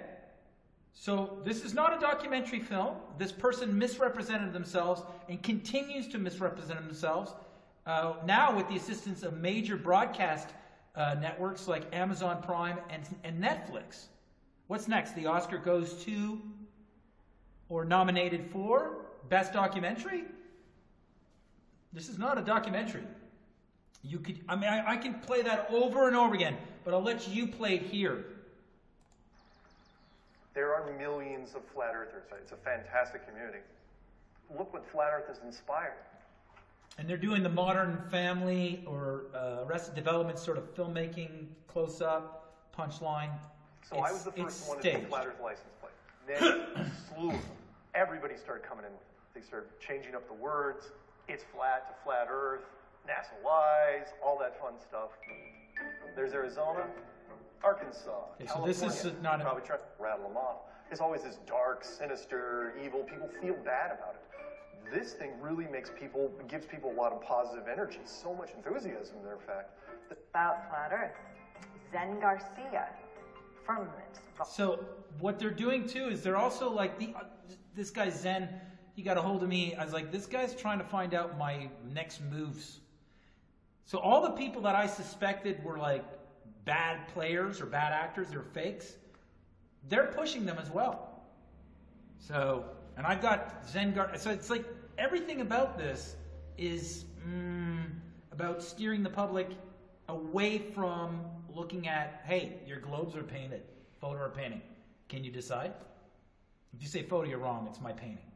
So an expedition across Antarctica, thousands of civilians, or a boat rush. No, they don't want to talk about that. Interesting. Those were conditions for me to be in this film. Dome of the Earth. When I was first doing the Flat Earth stuff, Patricia comes on a podcast. She wasn't making Flat Earth videos. She wanted to interview Flat Earthers, like the Flat Earth Reporter. Hello and welcome to Flat Earth and Other Hot Potatoes. Episode number 15, episode number 68, episode number 159. Mark, thanks for being here. Thank you very much for having me. I could not be more excited about being on this show right now. We started talking on Skype. He does not look excited. He looks like he's doing a job.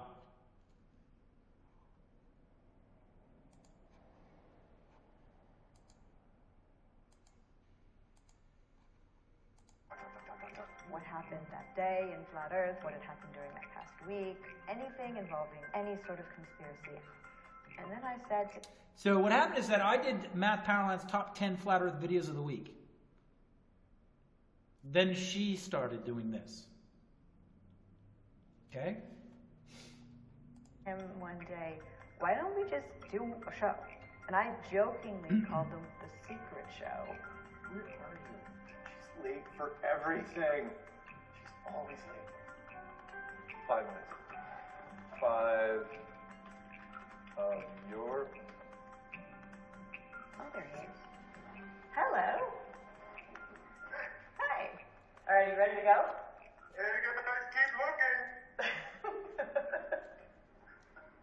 Don't save the best stuff for save the best stuff for the show. Yeah, get your script right.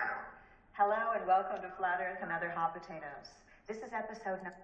You start with the mail, and I'll go in live chat and see if anybody... So we got a Harry Met Sally thing here. We're going to go through it. The VIP thing sold out. What's going on? Kyrie Irving, who plays for the Cavaliers, he recently said that he believes the world is flat. Okay, so did she use the footage, or did Jimmy Kimmel's production have a condition, if you're going to use the footage, you got to be like, you got to skew your documentary in favor of making fun of the flat Earth, right? Or did she pay for it? Because, you got to get released for footage. She tried to get it from me. I said no. And this whole topic, including these people talking about it, is triggered, dates, timestamped by me. It's mentioned by me. And you'll see even these characters that are like, I know are actors. It's up to you to figure this out. Do some research, put it together, look at MGTV's videos, and I'll be providing a lot of information as well. And if you got any more proof, timelines, how they don't work out, and I'm going to talk about timelines with what they're saying right now, these two characters on social media, and how they don't work out with this production. Like they're saying they're victims of this film. They didn't know they were being roped into this. Well, then why'd you buy plane tickets to go to every screening at every festival out of your own money to watch yourself get humiliated over and over again? Now and then you pushed it after you saw the film, but now you're saying you didn't know? That doesn't work either. So we're gonna show that as well. Is that a subject that you covered with him? Are you aware of that? I wouldn't even know how to broach that topic. Hey, AJ, do you want to talk about how you think the Earth is flat? I do not think the world is flat. I'm just saying there's some stuff about it. How do people actually believe the Earth is flat? I'm stumped, Kelly. I don't know how people believe that. Round Earth or flat Earth? Yeah. Round Earth. You just drew a divide between us. Okay. Actually, no. Shaq goes the other way. Not debatable. It's flat. Kyrie. So these guys are like getting a salary to be on TV to talk about this. That's, again, the amount of money that's been injected into the world economy. Flat. Draymond. Flat. What is going on in the world? I often like to say that if you gave me... Cue the doctor. We're just talking about how come Antarctica's off limits. I could see things at a distance, and you still don't have any real video. Full Earth globe from a satellite camera, just doing one spin on its axis, just 1 day rotation, right? Because there is none. That's composite photos tricking you that it's a real time-lapse sped up in 6 seconds. The Galileo has been proven to be a fraud. So then this guy, that's the facts. But now it's like, okay, they're not stable because they brought those things up. Okay? No one's seen a globe from space except the people we must believe, astronauts. So it's like priests. 5 or 10 minutes with you, I can probably tease out some belief you have that your friends would think that that's a little bit strange. Globe? Right? Because you've never seen a globe. We tend to form the beliefs based on a couple things. One is our intuitions, just what feels right. Another is our subjective experience. Do we? For most of us who look out on the horizon, indeed, it looks flat. That seems like... Well, it's not about that. It's about trigonometry of 26,000 mile circumference. You know, that ground's got to turn into an obstructing hill, like, you know, Mark Sargent paraphrased my work. And if something's not obstructed with the amount of trigonometry that's supposed to happen for, you know, the ground around up to being a 26,000 mile circumference ball, then your trigonometry is not correct, or you're lying about the model and shape of the ground. It's a reasonable thing. And so you ask, okay, well, why are we saying that the Earth's round? If you don't have someone who's going to give you a satisfying answer, you might well then try to find alternatives. It's what you can observe. You don't need complicated math formulas to figure out. Well, you do. You just need trigonometry. So, I mean, they might show the curvature rate from the point of view, the vantage point of view of a human looking at the horizon. We'll see. We live. The powers that should not be have told us so. And trust us. Believe us. Now, she dated a guy who's going on record saying that this used to be a man. I don't know if he's joking or smearing, but Antonia Subarat says that she came out to London. The relationship did not work out. She was trying to rope him into a reality series as an artist who said the Earth was flat with blonde hair. Does that remind you of somebody? And he didn't want anything to do with it. And he claims that this person went through gender reassignment and used to be a man. And we have. I did. We all did.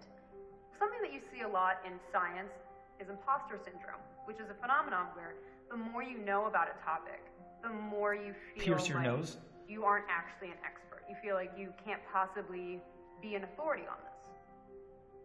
On the flip side, there's something called the Dunning-Kruger effect. The Dunning-Kruger effect is a psychological finding that people who don't have knowledge or expertise about something tend to have a false confidence that they are, in fact, very knowledgeable about something. It becomes this tendency to assume that you have all the facts, that what you know is everything that there is to know. If you get online, you'll see pages and pages of so-called evidence that seems scientific, right? Here's an equation, here's a diagram, and you go, you know, maybe they're onto something there. Then I feel like that's just as good as an opinion of a physicist or a consensus of, 20 physicists. We've all been brainwashed by scientism, by those of a new religion. Science is just the search for truth, right? Science is a way of thinking, starting at, I don't know. You know, I like this guy. This guy here, you know, and he seems lucid, you know.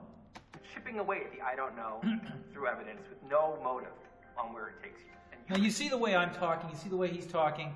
Watch how they just take certain select clips in some of my presentations, which are very stylistic. They're very entertaining. That's why they're in the category entertainment, okay?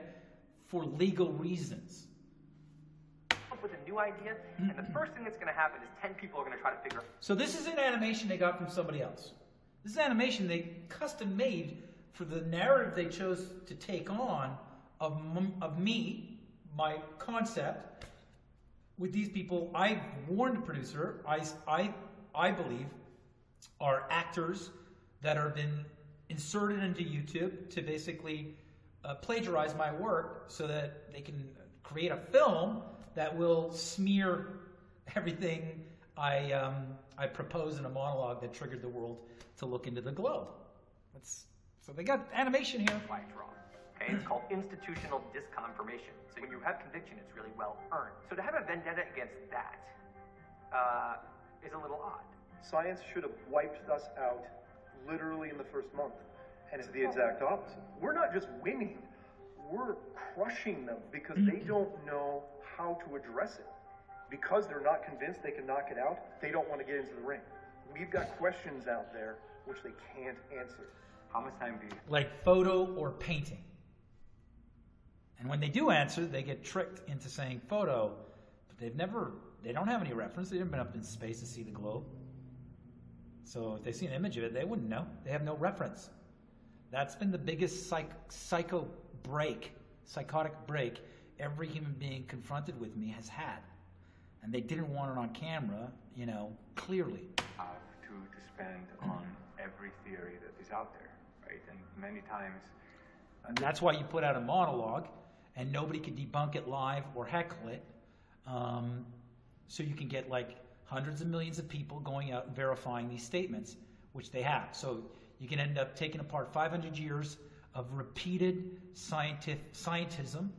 You can analytically, hyper-realistically take it apart if you've got like hundreds of millions of people researching, doing experiments, looking at all the images, and that's what I did. Things that we are debating are not even theories, either because they're not falsifiable, or sometimes they've already... Like the theory of gravity, and then you skip the fact phase, you go to the laws. And the law is something imposed. Falsified. Absolutely ludicrous what they're teaching. You can't feel any of the movement, and they think we go faster than a bullet through space. I'd say take physics. I mean, that's just fundamental. I mean, if you're driving in a car and I throw a ball up in the air, where's the ball going to come down? It's going to come down because the Earth is not spinning. You need gravity to explain why it feels like the Earth is not spinning. You introduce gravity because we don't feel spinning. And if we don't feel spinning, or if you have alleged gravity holding everything to a spinning Earth, then the ball will come down directly. But even without gravity, the ball will come down directly. So he's about to say that, how come the ball's not flying that way? Like it would be if the Earth was spinning and there was no gravity, because if the Earth is flat, it wouldn't go that way. So he's not making sense, and this is why he's still stuck teaching high school. It's not going to come down in my hand. Okay, it's not going to fly through the back windshield of my car. So are there any scientists that are in flat Earth? No. And they can't be. Once you get to a certain level of education, the education system more or less owns you. You're not allowed to do certain things. I mean, think of a teacher. Teachers have to get master's degrees. So think of a normal educator. There was a great email correspondence I had with there's doctors that are flat. They're scientists, I guess. There's people that work at NASA right now on the Mars project that are flat. And they're just taking money. And they're emailing me. Like engineers. It's like, I got one right now. I should show you. It's too funny. I mean, like, I'm going to show you real quickly. I tried to get legal advice from this guy because he's like a whiz. And I was like, you fucking traitor. But then I thought to myself, hey, if they wanted to hire me to fake landing on Mars, humans landing on Mars, I'm probably the only guy that's like qualified to do it. Nobody would believe I did it because everybody thinks I'm a flat earther. I'd probably do it just to see how stupid everybody is. I would do it. You know what I mean?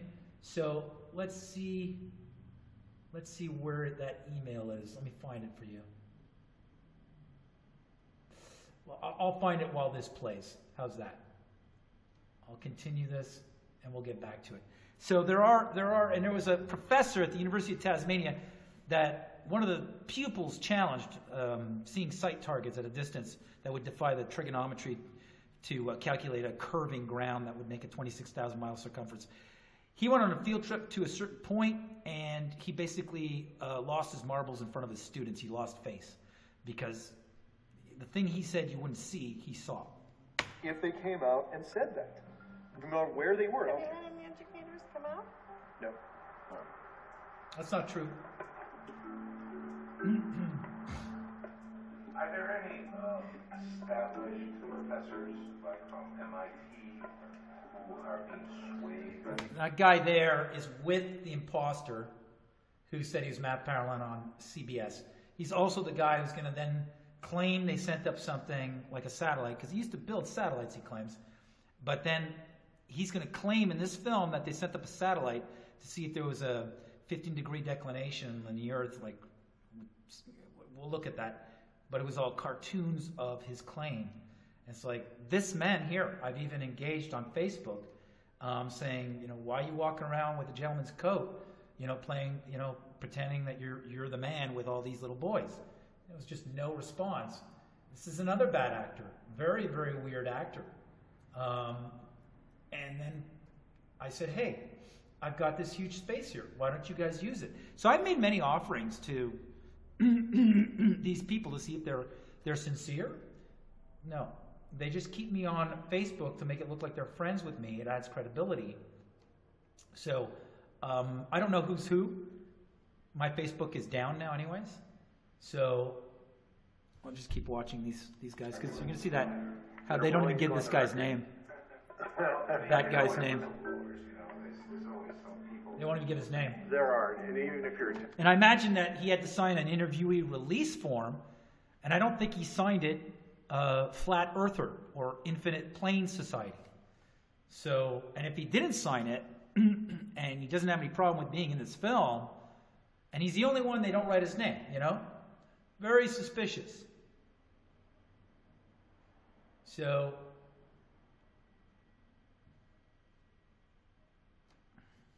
You're a professor. If you come out with something like that, you can get drummed right out of your business. So, obviously there's a very real risk to their livelihood.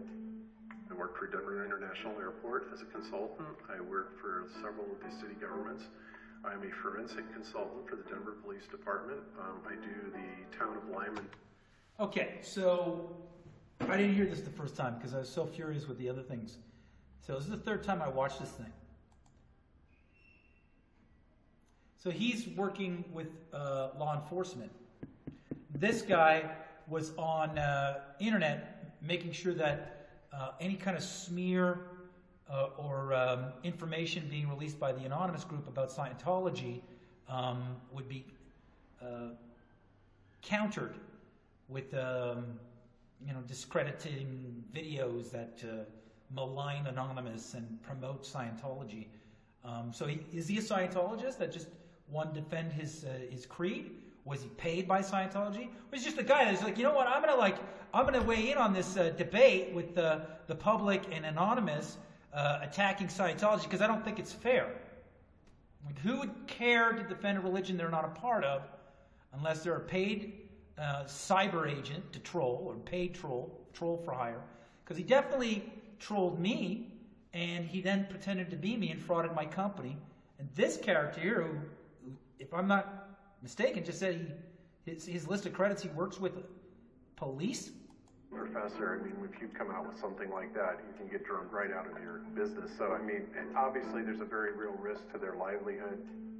I work for Denver International Airport as a consultant. He works at Denver International Airport. I work for several of the city governments. Several governments in Colorado, Denver, city governments? I'm a forensic consultant for the Denver Police Department. He's a forensic consultant for the Denver Police Department.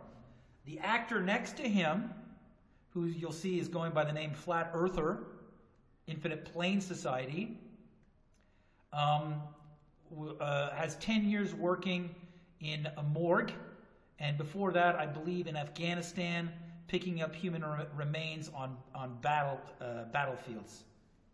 I do the town of Lyman's entire IT. There are physics students out there, there's astrophysics students, and they're all arriving at these same conclusions. How is it that they could possibly all be wrong? And my response to that was that they are putting things in a perspective that they've been taught. Nobody wants to admit that they've been fooled, but the reality reality is it's happened to every one of us. Confirmation bias is one of the most solid empirical findings in psychology. If I have a belief or an attitude, I will search for instances that confirm what I believe. So that's basically the recipe of this documentary, this fake documentary. It's not a documentary. And also, I find myself in a company with a lot of other people who think the same way as I do. Of course, we always listen. I'm not in their company because these people have been promoted by Google and YouTube specifically to pretend and then be a part of a project that would smear them and the topic, which is this film. He always just has a really good collection of People think that, defying gravity by taking a microphone and dropping it on the ground and saying, there's gravity. It's like, yeah, that's gravity, bitches. I mean, it's laughable. Appreciate it very much again. You're welcome. Did an awesome job. It gives me a little bit of practice, for what I'm going to be doing in Raleigh. Are you going to that by any chance? Are you going to the conference in Raleigh? Bummer. Flat Earth, positive. So I don't know if what's he doing here? Is he signing something? He's on the phone. This person frauded me. Positive. When flat earthers get together, it doesn't matter their background or whatever, it's like you connect on such a deep level. Infinite plane. How does that work? So there's no name here for this gentleman. So again, this person's like hiding out within this subculture, and then a week before he goes on CBS and says he's my company, my brand, my website, my name, and CBS does no fact checking. He's still incognito in this documentary. As far as a dome, celestial. Yeah, Mark Sargent asked me about that. I'm not going to assume there's a dome until somebody can show me the curvature of the sky. Until I find out otherwise, I'm just going to say infinite. A lot of infighting becomes something of a lot of factions. We can't have agendas diverting us from the fact that... So it's a classic technique that if somebody's going to co-opt the revolution, it's like you're either with us or against us, but the people that are saying us are the infiltrators. So then they make you look like you're divisive, but it's like, I didn't want to, if you're the real McCoy, you don't want to unify with fakes. You don't want to unify with people who came in after you that are now twisting what you're saying to fulfill a narrative that you're insane, you're crazy, or you're pranking the world, or you're just a comedian, or you're off your rocker, or whatever you think these people are going to lend themselves towards, especially that narrative. Like a real person's on guard with unifying or allying with these people. I don't know these people. And each one of them did something unethical. He lied to me about, talking to me with an agenda to pretend to be me on CBS. That's a lie. These people have misrepresented themselves in close contact with me on the record, via email, with their actions publicly, over and over again, including the producers of this film. And I told the producer of this film, I don't know who's in your film, so I'm going to have these conditions because so-and-so and so, this guy frauded me on CBS, this guy da-da-da, and turns out they're all in the film. So I was right to have those conditions. And I was right to be paranoid because the film did exactly what triggered me to concern myself with concerning these people. This is not a real documentary. We don't know if the world is, in fact, a ball or flat. As you're looking at the model, you're looking at all different possibilities and making it come together and work. When it becomes about fighting, oh, you're lying about this, or that's not true, to me that's not productive. Okay, so if somebody's going to fake in order to take down what you're saying, that person's going to say, let's all unify with me, obviously. And if I'm the one who started it, and I don't want to unify with them, you should probably heed my warning. And that's what I said since 2015. These people are fodder for an event, and then there's going to be a film crew that's going to film the event. And we're going to get to the event that was put on by Metatron, which is the crux and crescendo of this film. It centers around leading up to that, which is a conference. Flat Earth has camps. It is not unified by any degree. 70% of them believe... So more animation, indicating there was like cell animation production, which takes time. You know, you have to hire them, you have to book it. Can't just get all your footage and it's like, okay, 1 week of all this animation, we are on a Starline, okay, boom, Hot Docs Documentary Toronto. You know, you edited an entire film in like a month and a week and did the cell animation to boot after you collected your footage and then got it into the Toronto Hot Docs Festival? Because you were negotiating with me up until like October, November. That this is covered by some sort of dome. The other 30% believe that it's not covered and there's just more versions of this outside. I use Life of Brian as the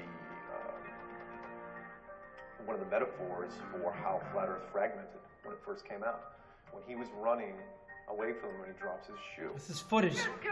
So when I said I have to be on camera 25% of the film, if they already chose to have him 40% of the film, that would leave no room for their narrative. They basically chose him describing this, and then spent money to get the rights to air footage from the film Life of Brian. So a narrative was set up for me to be second fiddle or some marginal crazy. I sent out the conditions to see at what point this was a contrived film and not a documentary. And here they are paying for this, but saying we can't pay you your per diem, which would have been my legal retainer in case they violated my conditions. I asked for money to be there in my studio, especially when they're going to be making millions off these fakes and using my likeness without my consent now and violating copyright. Wow. Instantly, within, I think, less than 90 I mean, seconds. I've never seen a documentary film with a character that's promoting so many films and then showing the clips of these Hollywood movies. This is like a parade of Hollywood productions and companies trying to thwart off, you know, the spread of Flat Earth on behalf of science and the establishment. A series of religions formed around the dropping of the shoe. Let us like him. Hold up one shoe and let the other be upon our... Oh, no, the shoe is a sign. You know, unless, again, the Life of Brian owners, John Cleeson, says, sure, you could use it as long as you're not trying to say the Earth is flat now. And that was a condition that would conflict with, you know, the originator of this entire topic, which would mean this is a propaganda hit piece. Can you sort out the argument here if you're any kind of expertise in legalese, in copyright? Like, there's a conspiracy going on here to violate an artist's work and smear him while they make a profit. This is a very virulent form of copyright infringement, and it's going to be very hard for judges and lawyers and the public to really wrap their head around it. But I predicted it. How did I predict it? And I have a witness, an actual documentary producer, Diane English from Scenario Productions, who I told back in 2015 that this is how they would try to stop my expedition film. It's fucking pathetic. We must gather. Nobody listened to me. These people said I was paranoid while they do exactly what I was warning the public about. Infinite flame. She's upset, but here's the deal, Nicole Cote. She didn't sign an interview release and she was never approached. You're on a commons platform. You're on YouTube. It's a commons platform. Seem that. I guess it's a dome. Hold up this angle like he has come with the Enclosed system. Yeah, exhibit, we're going to say Exhibit B after the correspondence. No, barely any commons indication here. You're in a confinement model like the globe was. Take the shoes and follow! There's competition everywhere. Because of that competition, you mix that with a little bit of conspiracy, a little bit of paranoia, people go off the freaking deep end. Matt is one of the, if not the oldest veterans of the Flat Earth community. And so when he throws a temper tantrum, everybody hears it. This is what they're doing. There's a mutiny going on. Okay, so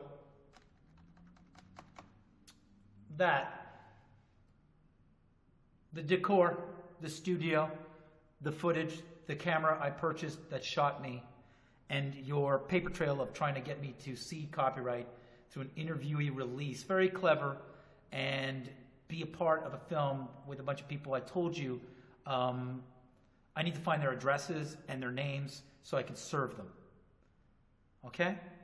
So these are my conditions. You didn't abide by them, and then you go and sell my painting. Barely an indication of commons here. Right here is the painting.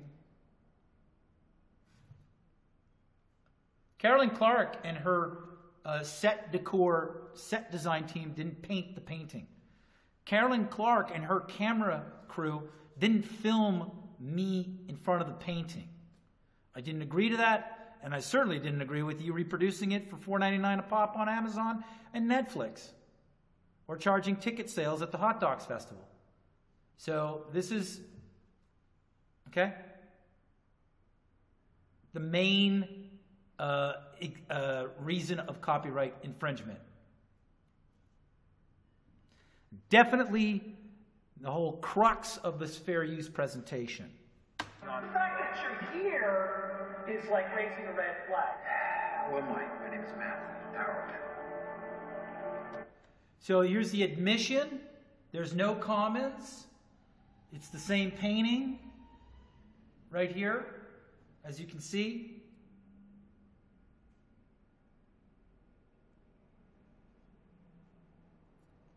Right? This arm is that arm there. You follow? This person is me, the person they tried to have cede copyright of his likeness and his work, okay? And his image and his mouth and whatever ideas he would convey on camera through an interview release form I did not sign. And there's no comments. And here's the admission that I'm the originator of the entire topic of this film. And they have on record an email saying they decline paying me the per diem and my conditions, but we have them to be determined somehow accessing footage from major Hollywood production films, either by acquiescing to a condition by the production company that has ownership of those films, Truman Show, Life of Brian, etc., or paying for that footage, indicating a narrative. And therefore, this is not a documentary film. This is a propaganda project, which is in violation of the copyright of this work, this original work of art called Hands. So let this be Exhibit 3, or C. I'm the reason why Edward Snowden spoke up. So it's a very interesting comment out of context from the character I'm portraying on the channel that was created off a comedy routine, and the channel is itself a marketing vehicle for a massive event being filmed crossing Antarctica with thousands of civilians. That's all I'm doing here. I don't know why they made a film like this about me this way without my consent. I don't know why, but it's been made the way I warned everybody 3 years ago they would do with this character. Things started taking off after the clues were put out. People were calling. So he's looking down. So things really started taking off after the clues went out.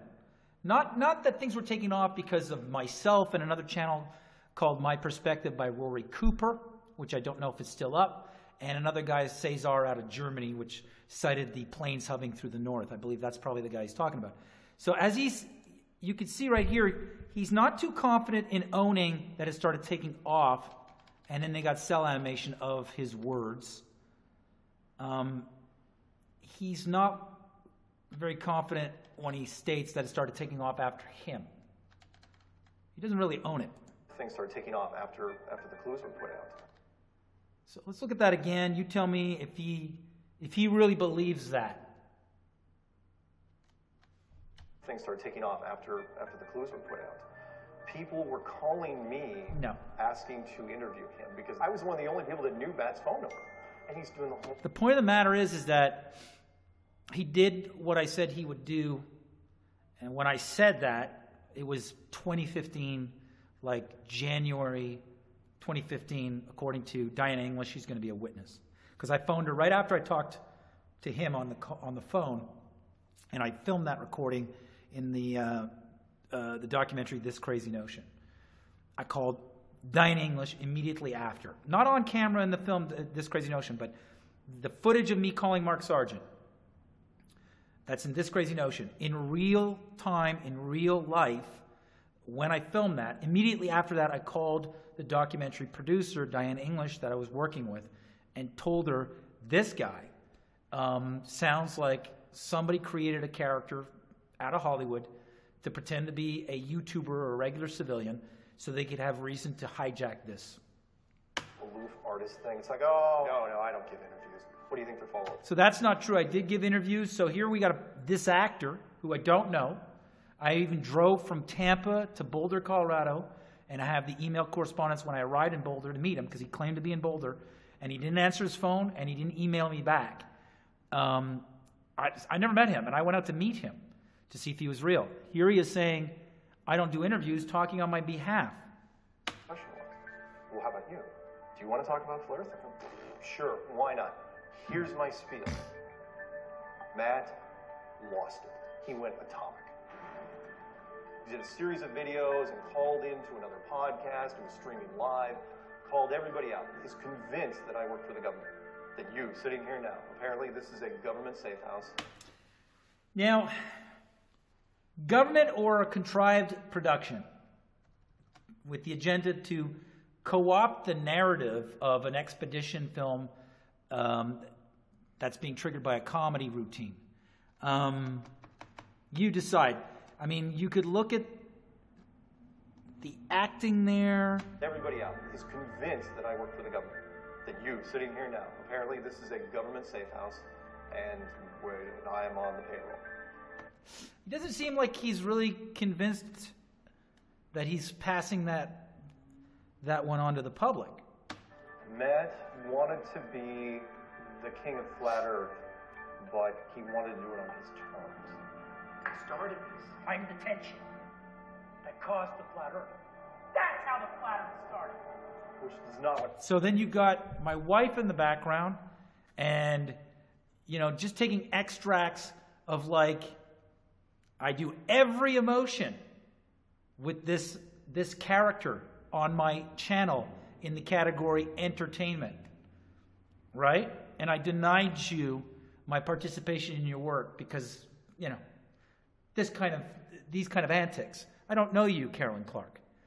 So these extracts, right, out of context, with artwork, my likeness, when I said no, because I knew they were going to be doing this with this guy. And to this day, they call it paranoia. It's like, you can't call it paranoia when everything you accused me of being paranoid thinking, you did. We must roll back the reins from all this. It can no longer be called paranoia when your project and everybody in it is doing exactly what I said they would participate in to dismiss me, the routine, and this trigger to cause a huge world peace expedition of thousands of civilians crossing Antarctica to measure if it's a globe and we're all on one ball or it's a flat plane. So this is ruining that project.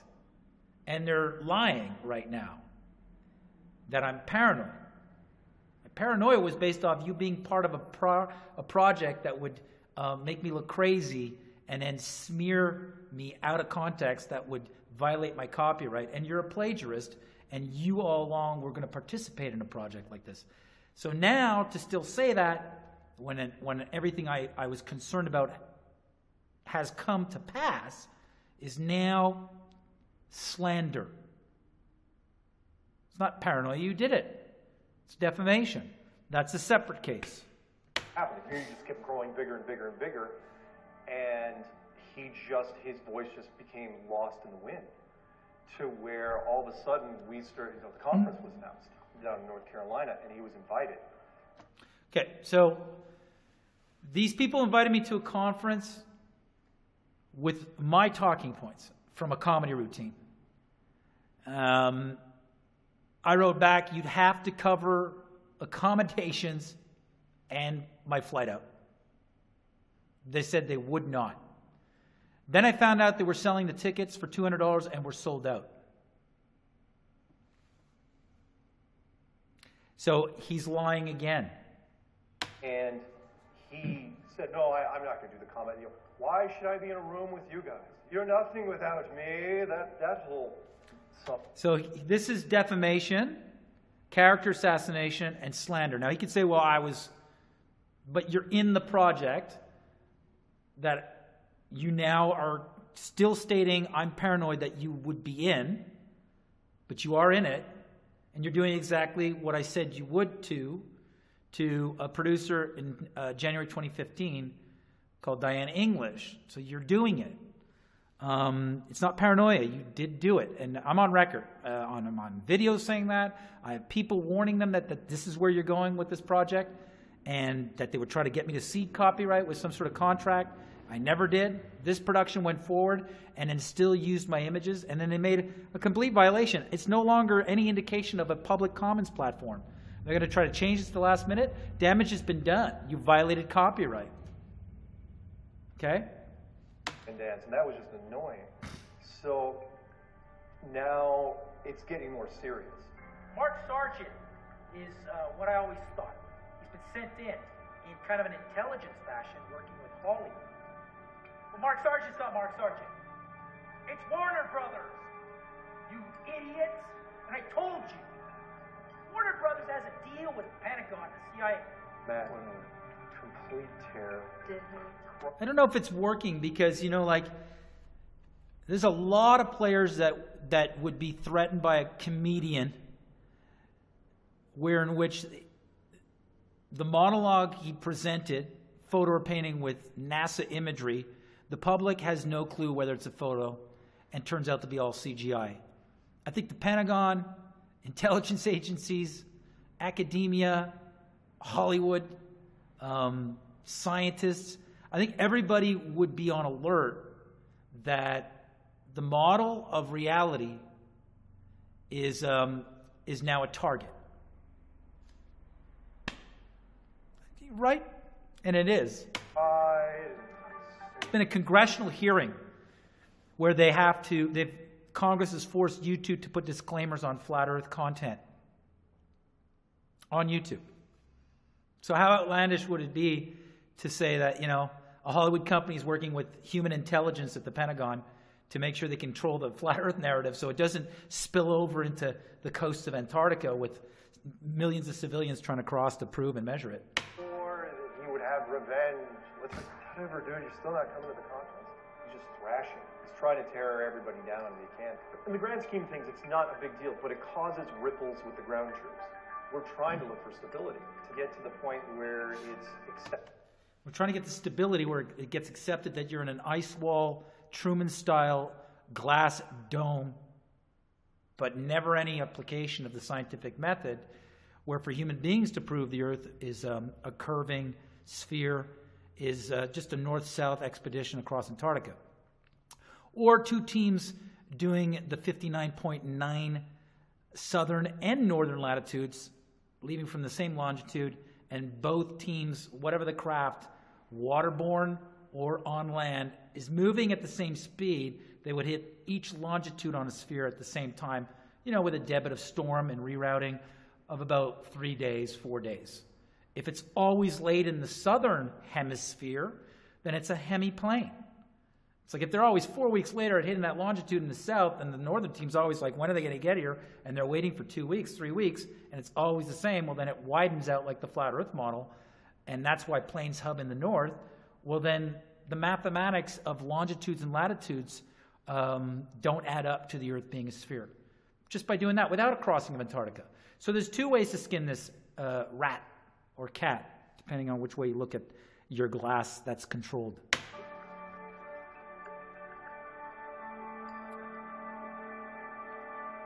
So here they got, when asked to appear in the film, Matt stipulated that he received $5,000, 12% of profits. No, so all the profits on my monologue and a topic I triggered through a comedy routine just go to you, Carolyn Clark. They don't go towards any kind of research or me who wrote this. They just go to you and your fancy car and your next Hollywood production. Is that right? And then you get to reproduce the painting that I painted by hand and sell it on Netflix and on Amazon with the help of Jeff Bezos, who also has a conflict of interest because Amazon owns Blue Origin, which is a aerospace company. So let's look at some more of this. And this could have been negotiated. I just wanted to see at what point these people were going to, do a smear video and have me see copyright. So they stuck on this like I was some money-hungry control freak, creative control. Well, it's my monologue. That triggered the entire topic. You even admitted that I'm the originator. And we also have a correspondence. There's just a total outright declination of any of these conditions and nothing to negotiate, which proved to me that you had a narrative already set up, Mrs. Clark. So 12% of profits, creative control, a guarantee that he'd be featured in 25. That's to find out if you had Mark Sargent as your central character. Like I said, Mark Sargent was sent into YouTube to be the spokesman for my work. So they wouldn't be a direct copyright violation of the Flat Earth and this monologue. You'd have this guy who showed up mirroring the idea. And that we support his unverified claim that Mark Sargent is secretly a Warner Brothers executive using an alias. His partner who owns the label Mark Sargent is on record, Your Honor, saying that he used to work for the new media division of Warner Brothers and owns the company Metatron, which basically owns the label Mark Sargent. So this here is not very good documentary investigative research. This is propaganda. It's not unverified. They did no research. I sent her the proof. So now we're going to go into this is slander.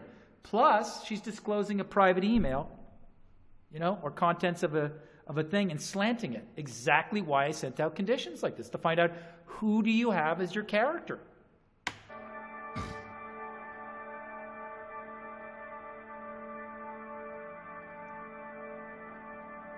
MGTV has that if you go searching on MGTV. You cannot believe a flat earther theory without believing in some giant conspiracy. Because you have to have some reason why all this... So she's an astrophysicist. So they based off the supposition that the Earth is a ball, or the photos are photos when they're actually painting. So she's got a career based off a painting I painted. Is wrong. And other artists painted for NASA. And if it's wrong, then it had to have been faked. And if it was faked, well, there you go. There's your conspiracy. And what I always am most curious about is, why would someone bother to fake all this? Well, if, land is opened up or claimed to be opened up by Columbus, which was part of one of my conditions, and he was Italian, but the Italian royal family wouldn't give him a budget to have 6 ships go for a Northwest Passage or a new way to China if the Earth was indeed a ball. And he had to go to Britain and then to Spain, and then finally I believe Portugal gave him the money and the ships. And then he goes across the choppy waters of the Atlantic and then discovers Cuba and then America. Is not a really good reflection on the collective intelligence or historical intelligence of China and Russia. For the proximity of the geography of the coast of Russia or Siberia and Alaska, which is a Russian word, Russia's on record selling Alaska to America. So when did the Russians get here? So the narrative of history doesn't work out. You got 55 miles between the coast of Siberia and the coast of Alaska, dotted by 2 islands, the Diomede Islands. You're saying that nobody from Russia or China didn't take a canoe across that, or didn't walk across most of the ice in the winter and then take a boat to the rest of it and discover all this when, historically Alaska belonged to Russia? There's a disconnect with the dots that our very history presents us. And yeah, a guy from Italy went across the choppy waters of the Atlantic to discover America. but nobody took a boat across the Bering Straits.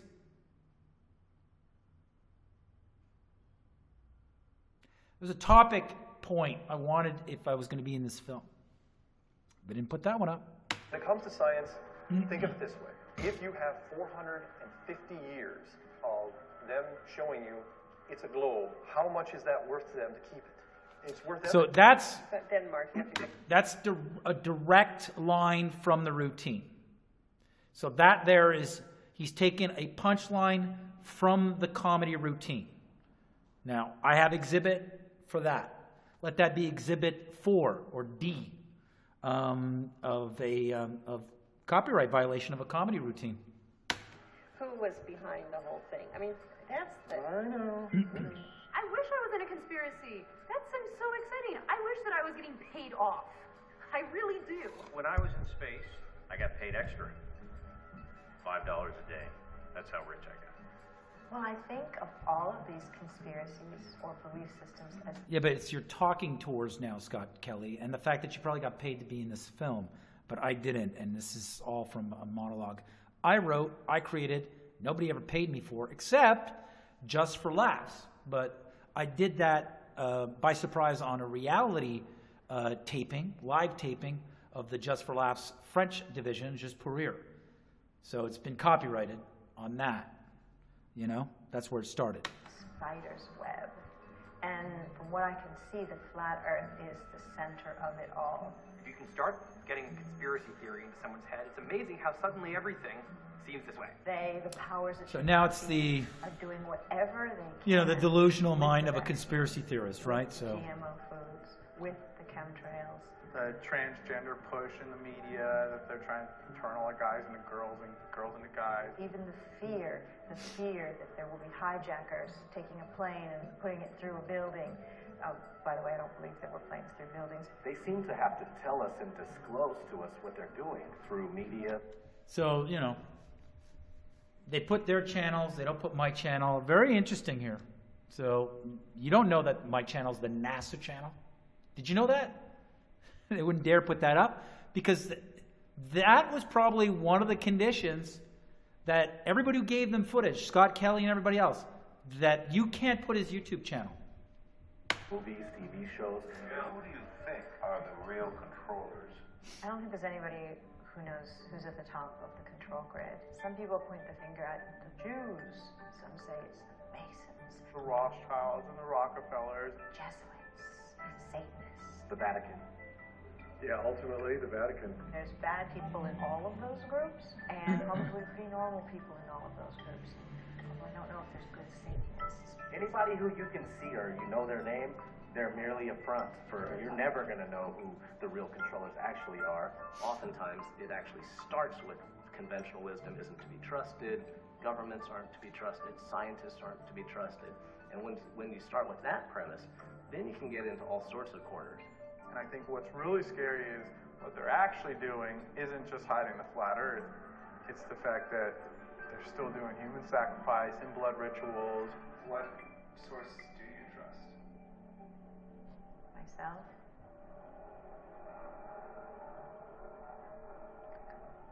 That's it. This narcissist. I jokingly said if there's an event like I'll just use Boston bombing again, I'm not going to believe any of those events are real unless myself, I get my leg blown off. For many people, no matter what evidence you throw at them, they can come up with this more complicated and, in I think most of our eyes, less believable hypothesis. I get amateur astronomers will say, I can see the moons of Jupiter. Go to a planetarium. Does Jupiter look like a sphere to you? Who's to say that when you walk out of that one... First off, you don't see that texture when you look through a mechanical telescope. Only through like visual telescopes that hub through GPS, and then there's like a delay. Well, an image could be fed onto your computer screen when you hook up your telescope now to your computer screen, so you can get a screen that screens the image of Jupiter. It's not a much bigger one. Above the clouds, it is a display system.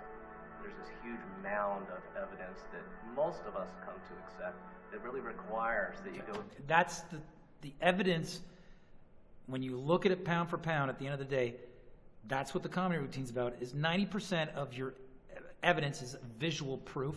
The visual proof is flat imagery.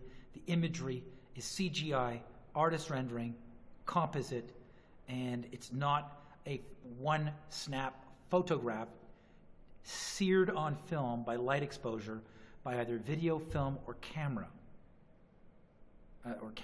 Right? Okay, so through one after another and say, nope, I don't believe that, I don't believe that. Here's a countervailing theory that just can spiral on itself and have this sort of snowball effect.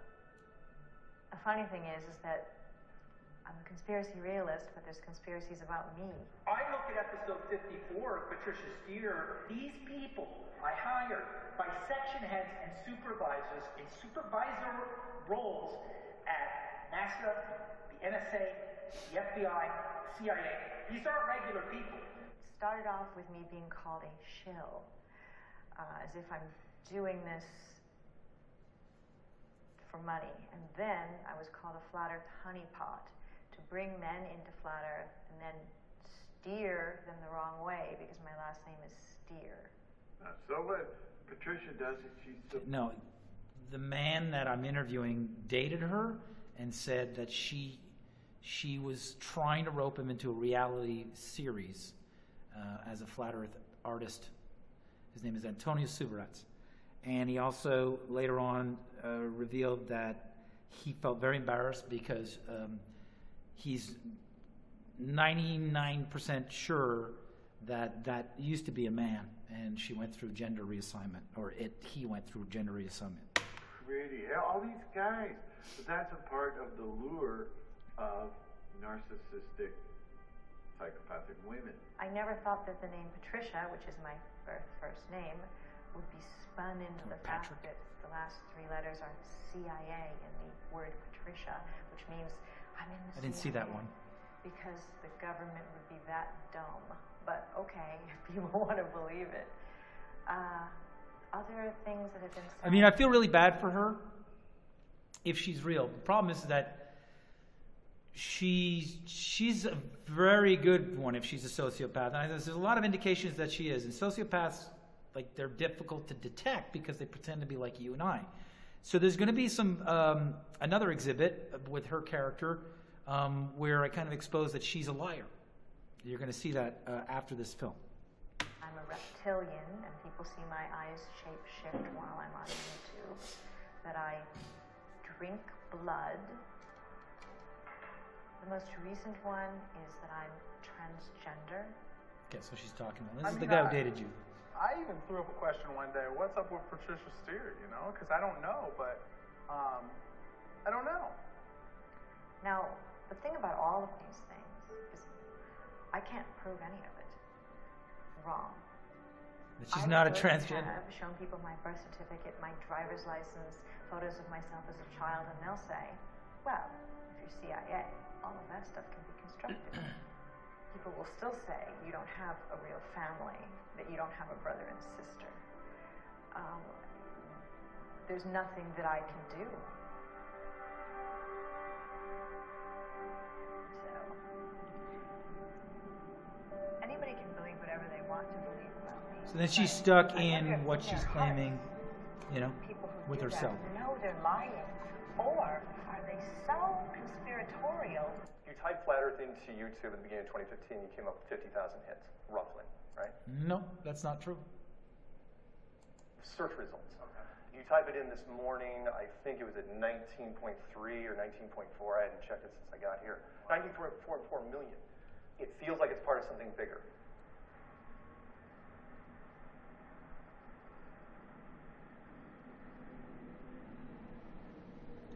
So this, I'm going to skip this. This is just a guy who's just, you know, here it is. Great artist. Got, you know, roped into this. Good for him. Making wooden bikes. Nice guy. But I don't know. I really don't think that this guy's. And I don't know how it happened. This guy's a real. They're going to mix with real people here. Channel called Globebusters. Really, the goal was. This guy here is I wanted going to do one erroneous experiment after another. And then I was like, Bob, do you want to do like a weekly show? This is where I broadcast the Globebuster show from. We do our show once a week, every Sunday, We are a lot of money there from law enforcement for that. scientists. We have done several experiments that show the Earth is flat. I mean, I think that the scientific method is the best way to get to the truth. And I just want to feel comfortable in things that I believe. The difference between being skeptical about something and being in denial is very subtle but very important, right? Someone who is skeptical is willing to test their own hypothesis. Their own Expedition film. They're actually looking for So the this truth. whole film is about Even if it shutting turns down out that they were what wrong. I intended to do with this comedy routine. An expedition film of flat earthers, globalists, all different teams racing across Antarctica. This film is there to defamate this concept, to drown it out, and dismiss and contain me. That's what this is about. Gaslighting, traumatizing, psychologically harassing me. I don't know these people. I did a routine. I have a brand. I have a channel. And I have a goal. And these people are making money off of it, and I'm not.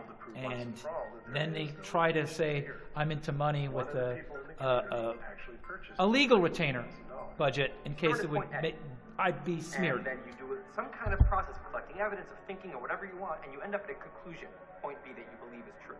Okay? Science is the arrow. That's all science is the arrow. Science is The arrow would be us walking get to conclusions. south. But what we found is when we... And not that guy who turned right from Oregon who was on Joe Rogan and did like the thinnest, like coast-to-coast continental section of Antarctica. Come on, man.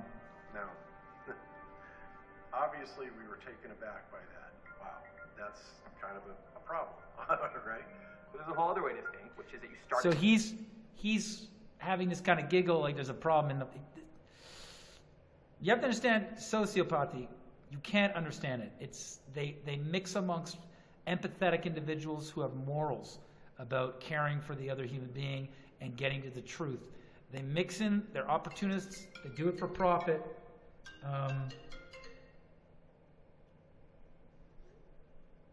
Unbelievable.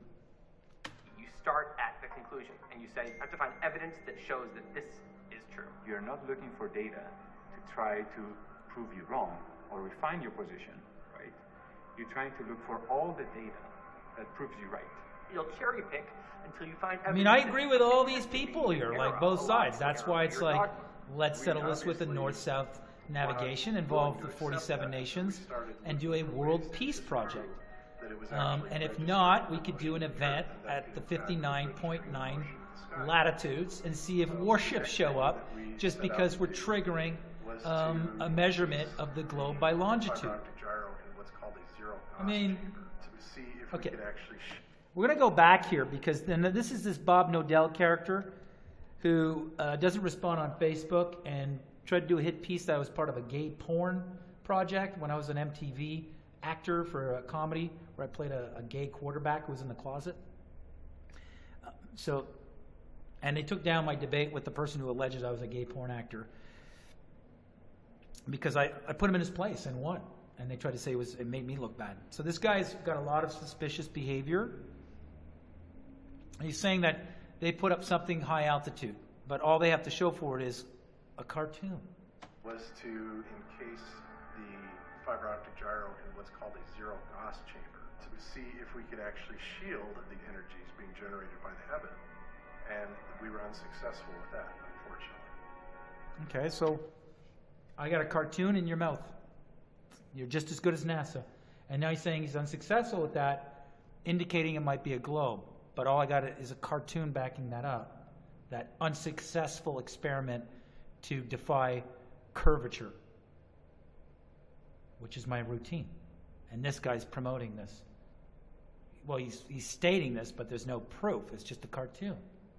So the next thing that we're going to try is encasing the entire apparatus in bismuth. If anything works well, I'd like to release it at the conference. If there's not anything that you can say, anything you can show me that can make me believe, oh, I guess I'm wrong. It's not falsifiable anymore. It doesn't make any sense for a scientist to argue with that kind of thinking. There's no point. That's why you need to shut down the flat earth by having me, how can I put this? Having me in charge of 6 different scientific teams with 100 people per team, each espousing a shape to our Earth and having a budget to cover the provisions, the logistics, the casting and recruitment, the scouting, whatever you want to call it, of the individuals they'll have in their team to assist the leaders of each team to enter 6 different entry points of the continent of Antarctica, all doing a straight line outward, exiting a point that would determine the Earth is a globe or it's flat, with real-time video broadcast back to casinos where the world could bet on whether the Earth is a globe or it's flat, and that monetary component would invest a scrutiny and accountability that the results would not be falsified or staged. People could bet maybe through a cryptocurrency called Flatcoin, where we would see a purse accumulate on the side of the flat coin, and then once we would reach a certain amount of investment, it would be put towards the expedition. We could have a production company who's going to have the rights to the 24/7 recording of each team, with 6 B camera teams aside from the A camera team, or each having the same amount of time. And in the series and the advertising dollars on TV would offset the $1 billion or $846 million that would be awarded to fund the 6 scientific competing teams. And then the film to boot. I've gotten pushback on this method from every aspect, every walk of life, every industry, and every science. And Hollywood, I knew, would always be the weapon to put this in a closet, shut me down by making me look crazy. It's like, this is how you prove the Earth is a ball with humans on the ground. And to see it twisted and co-opted in the manner in which I predicted it would be by these characters, while all of me said I was paranoid they would do this and they would participate in this kind of project, is now slander. It's defamation. It's an attack on the scientific method that every human on the ground could participate in or watch many civilians prove to the world it's a globe or it's flat. Being able to prove other aspects of it. And so it's not unreasonable that... So he's been able to prove other aspects of it while he's proven it's a globe. So this guy here looks like he's chickening out on camera, or he's been a law enforcement plant to steer the narrative all along. For us to continue claiming that the Earth is flat. He's just still in the game because I'm still in the game. If I left tomorrow, these guys would all go back to the globe by PR. Watching a movie, these guys watch a lot of movies. They're delusional by Hollywood already. We're ready to go live once I hit the go live button. It might take a while because we may have a bad connection. Hello, we're here. It's Patricia Steer and Mark Sargent. Hello. We are in Houston, Texas at the Houston Space Center. This museum that we are in. This is it. This is the entry. This is the entry. Whoa. Okay, this is impressive. You throw the General Inception soundtrack on anything, it makes it sound way better. Mark Sargent. This is impressive because of magnitude of size. Wait. We're the only ones here. Does anyone see how big this is? We're the only ones here. Can I have it? Yeah, I know, this is the one that NASA gets to come. No, it's a safe answer. I'm going to take a little different direction. I don't think I'm a celebrity, but yet when I go to public functions, I run into people that do the deer in the headlights. She's just staring at me, and I go, what? So there's a lot of talking about how they're celebrities off of a monologue I did on stage. Seriously? And then they'll have asset sock accounts come in, you're jealous and gaslight me, or you're just... It's like, no, this is called copyright violation through a second party. Third party copyright violation through an intermediary bad actor. And she had that whole That thing. must be a very pleasing feeling because you've affected her life. Being on with me doing the secret show has made your face more recognizable. And being on with you on Strange World was sort of a way that people got to know me a long time ago. So we've been having a love. The rotation is not looking good at this point. The last event, really the last event of the conference, Patricia and I are going to be hosting the Video Awards show. But I don't want to go. Can I just stay? You had a nice time, right? I did have a nice time. Yeah, I had a great time too. It was pretty fun. Really nice time.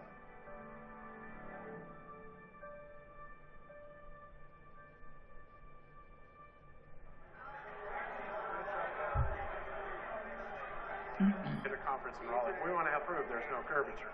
And if we can do that, it's game over. But the rotation is not. So curvature being proven will be done by, again, no witnesses and a point of view human beings can't access, or it's always limited to one, and in the claim of one or a group. We're talking about just on foot and by boat. Open up Antarctica, work with the 47 nations. The globe is putting us on the brink of World War III and economic collapse and climate chaos. But we have no video or film on the globe having a climate crisis. We should all have cameras on the globe if it's going through a climate crisis. That's the one. That would be the first order of business if you can send equipment at high altitude to study the Earth or study space. Study the goddamn Earth and its fucking climate crisis. Part of my swearing here. Because, people are losing their homes to hurricanes and all sorts of stuff.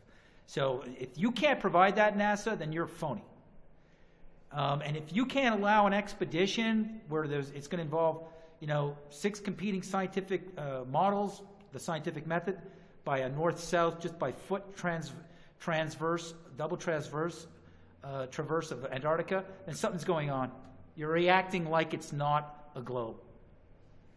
And so they're not pushing that. And that's the way you do it on the ground. Looking good at this point. We don't want to blow this, Right. We got $20,000 in this freaking gyro. But yeah, if we dumped what we found right now, it'd be bad. It would be bad.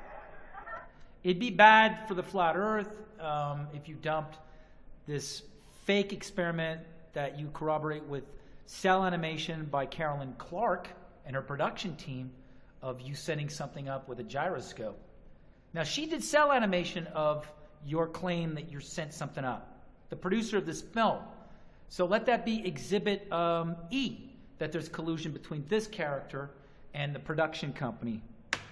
So what I just told corroborating a narrative to smear me and dismiss the project, which is an expedition. you is confidential. Not any one single experiment proves anything conclusively. That's why we're building a preponderance of evidence. I think there's a preponderance of evidence, but everything but the clear razor's Occam of proving the Earth is a globe. Many witnesses crossing Antarctica and reaching a point on the other coast, they should, from 6 different entry and exit points, that would prove that Antarctica is the way it's painted in graphic, because it's not photographed, and composite. It appears on the bottom of a globe. That's it. Or both, my favorite is 2 circles, 1 ball. Both 60th latitudes and 2 teams moving at the same speed and hitting each longitude. for experiments we could do with lasers and what. Again, Star Wars with the lasers, again, satellites, all the things that are like, no, that's not the way to finish this. I think Jaren's working on a great experiment now that's going to help with all that. What we're going to be doing is an experiment at Victoria Canal in Holt, California. It's a 3.88 mile stretch. We're going to actually have set up 3 posts, one at the start, one at the end, and one in the middle. And then we're going to shoot a laser from the first post and see where it crosses that first post. So let's say it's 8 feet, and then get it to cross the same point at the far end. And when we can confirm that both are... Okay, this post can't be in a debit. This post can't be on a mound, and this post, can't be on an angle. I mean, so I got a cartoon showing, again, the methodology of this laser experiment. But are we going to have protocols on camera, levels, cameras, or we're going to have edited footage? We're going to have no carpentry level put to the posts. We're not going to measure that, the ground is actually cement. What is this? A parking lot that goes on for 3.88 miles? What in the world is this? This is water. Are you taking into account the crest of the wave and deducting it from this? How high is that? Is this level? Are you going to put a level on a camera proving it's level? Are you going to have like a level bubble in liquid that's going to be filmed on this? No. The exact same thought. No. Somebody will tell us what the middle is at. The middle is at 8 feet, it's flat. And if it comes back that it's only 5.5 feet, then that means that the Earth has curvature. That's a cool experiment, actually, just in general. It's interesting. So I'm trying to think if there's a laser just going straight.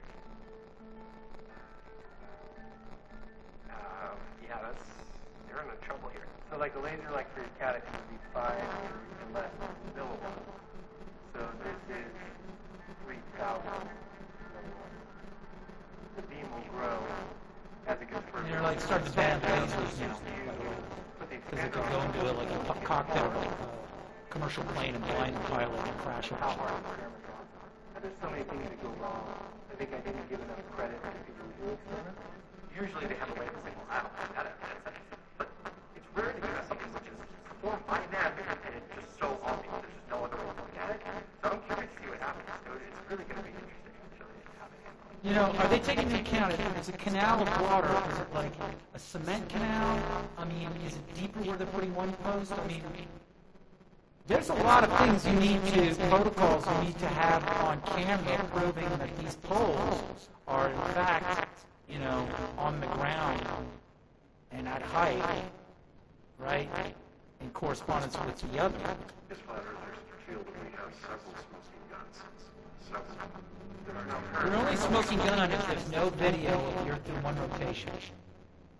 Full 24 hours, full frame. Sears by light exposure on camera film or video, okay?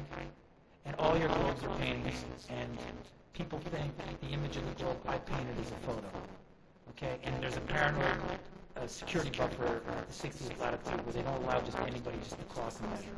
They select who, and they tell that person where to go. That's all you got. And then you got a moon landing in 1969 where they just were as guilty as anything. We want to have the whole package between the lasers and the fiber optic wire. This technology. Plus, 99% of the imagery that goes these, the model of the heliocentric model the heliocentric model is artwork and CGI. They would like us to believe that if all Earth has been proven for a long, long time, this debate has raged on for centuries. Here in the U.S., millions are getting ready for a spectacular death. So the eclipse, the moon has a 70-mile shadow. That doesn't correspond with, an object casting a shadow. The shadow's always bigger than the object casting. So how is it smaller than the shadow? It's war right now. They don't bring that up. That's the next hot debate. In fact, the Philadelphia Voice, a newspaper, just did their thing, and they contacted me to Filibuster. What they don't know is the guy from the Philly Voice is also one of them. That line from Spectre, from James Bond, you should know about us.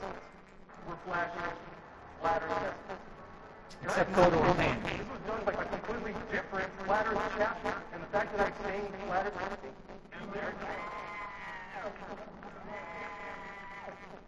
safe, that's what we're doing. So when I saw this, it's like, oh yeah, of course that was.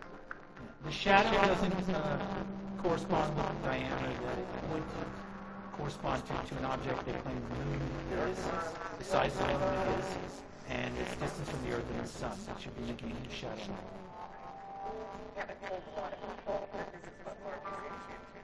Because I think they're just going to think we're screwy. I don't want to put on the spot, but like, do you agree? That the earth is flat.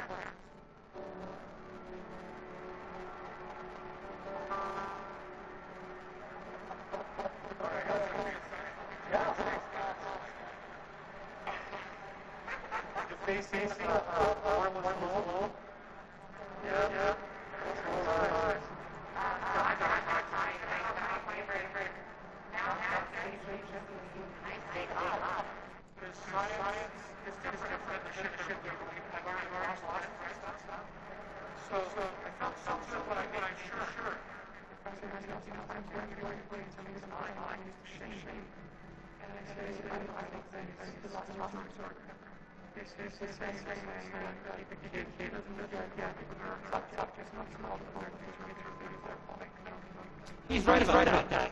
And it's really about, teach. If it's local, teach. And if you can't handle human beings crossing Antarctica, I'm going to ask why. Because that's the last gate for every human being to access to the globe. Crossing Antarctica. And the pushback, and then the sneer, and the trickery of me and copyright on my life to be second to people who are not doing anything here, but saying it's a nice wall, and, doing the equivalency of law, which is, hey, here's a cartoon, it looks real, repeat it, hey, here's a nice wall, and a flat is, repeat it. They're doing the same thing as the globe. It's an image. And it's supposition like ice, water, gravity. And nobody is taking apart that I propose the only way for Earth's wall to humans on the ground. Come back down to Earth, come back down to Earth, and let's take it on from the ground by foot and boat. And then what's so crazy about that? Shame on all of you. And then this, and selling it. And I got a theme. All these people making money, and then shaming me for having a legal contingency fee, $5,000 for your lawyer, in case you would smear me, which is what they did. And it's going to end with a doctor talking about how they're unstable, and how their lives are falling apart, and they failed experiment from two people. One who works in law enforcement, has a big house in Colorado, and his sidekick, Sharon, who are not going to have any protocols to ensure that those markers, those posts, and that laser are level. Like level within correspondence to each other in their proximity, and there's nothing.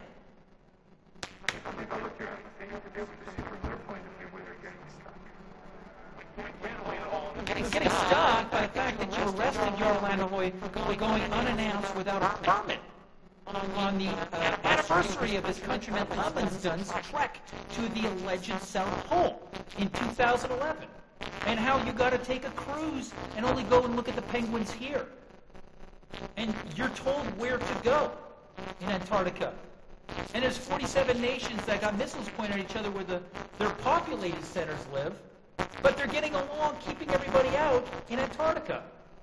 They're pointing missiles at each other over Europe and the South Pacific theater of war, but they're partners up in the fake station, the space station.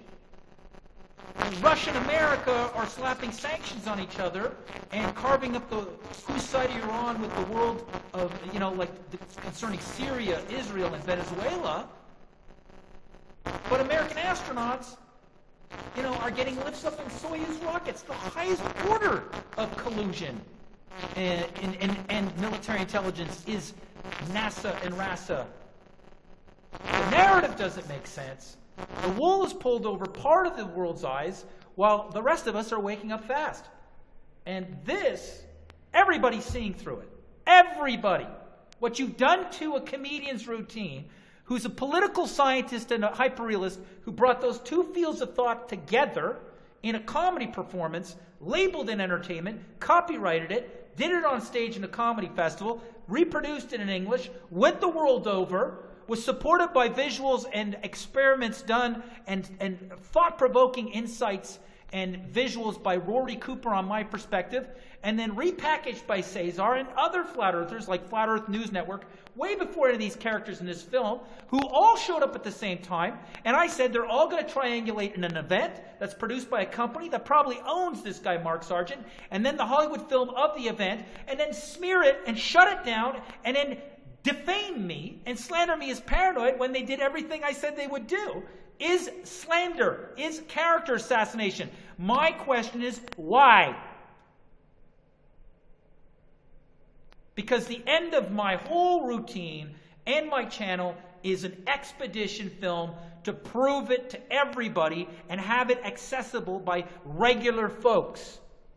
The globe will be proven by a north-south expedition by applying the scientific method, which means 6 different scientists with the same protocols of measurement, which is crossing Antarctica, should reach the other coast at this point, if not told exactly where to go and turn right, like the one guy with no witnesses and no video.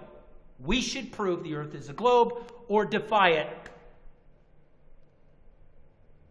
Everybody smears me and calls me the smear agent. No, I am protecting the treasure, which is a scientific method for civilians to prove the Earth is a globe. Delusional, or the C word, which is the crazy word. I think a lot of times we say crazy, and it's a scapegoat. It's an umbrella term, right? How many people in here have been called crazy before?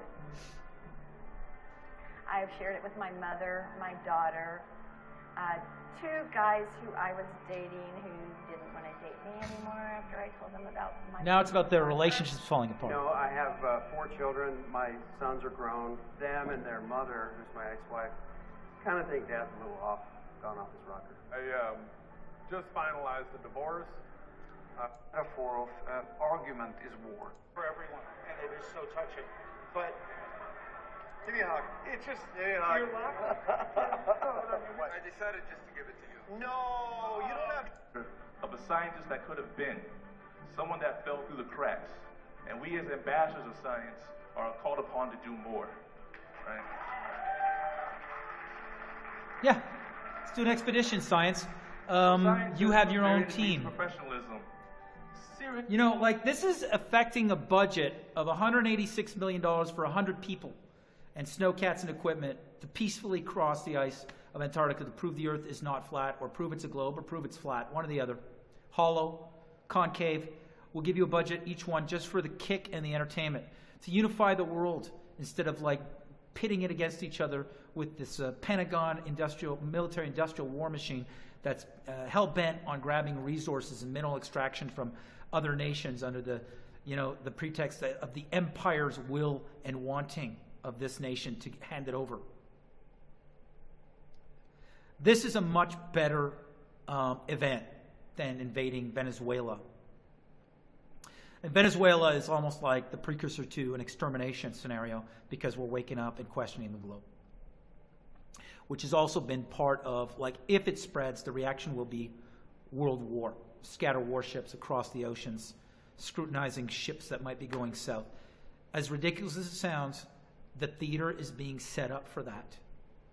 And this movie was exactly what I was worried, and I warned you all about. And those who said, unify with us, called me paranoid, that they would participate in such a project. And we're moving towards the end of this narrative, saying they're all unstable and crazy in a failed experiment by none other than Jaron and Bob Nodell, who smeared me with more guile, saying that I was a gay porn actor. Look, it's really disgusting what these people did to a painter, comedian, political scientist. Really disgusting. I'm in a Christ position right now, being crucified in this project. If you want to support me, this is what really pisses off. This is the vampire's garlic. They hate this. They hate this shirt. This is the vampire's garlic. There's going to be a donation button. It keeps me going. It keeps me going because they're trying to eviscerate me from my own comedy monologue that's part of an event that I've been producing that will trigger an expedition and a documentary with a civilian application of the scientific method to prove the Earth is a globe, not NASA, not images that NASA and RASA and ESA take advantage of the public suspension of disbelief to assume these are photos. No, this is pure measurement. 100 people per team, 6 scientific bodies. That's the application method of the scientific method. I mean, this is really like, I warned you and I was attacked and I'm stripping this back down to a comedy routine, and this painting being violated by this company because I said it would cost about $846 million. That's a drop in the bucket for Jeff Bezos of Blue Origin, who violated my copyright in partnership with Behind the Curve production Delta 5, right? He's made money off this painting through Delta 5 Productions on Amazon Prime. So I might have found my guy in a settlement that's going to fund the end of the flat earth through the scientific method, crossing Antarctica, 6 teams, 600 people. They consider becoming a mentor to someone who is coming from a non-traditional point of entry to the science. Because that's my goal, and that was what I was doing this all for. So this film basically cost me the credibility of that expedition, which is touted at $1 billion. So I'm suing for $1 billion.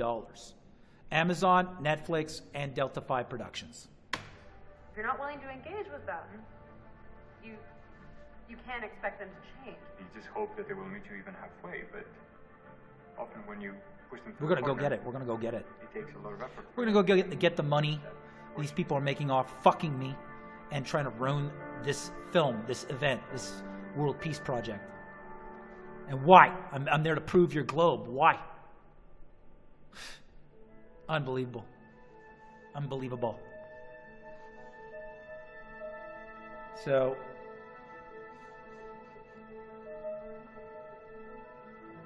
here's your laser test. We're going to get the leveler right now. See a red line right around where that green line is? So how do they know those poles are...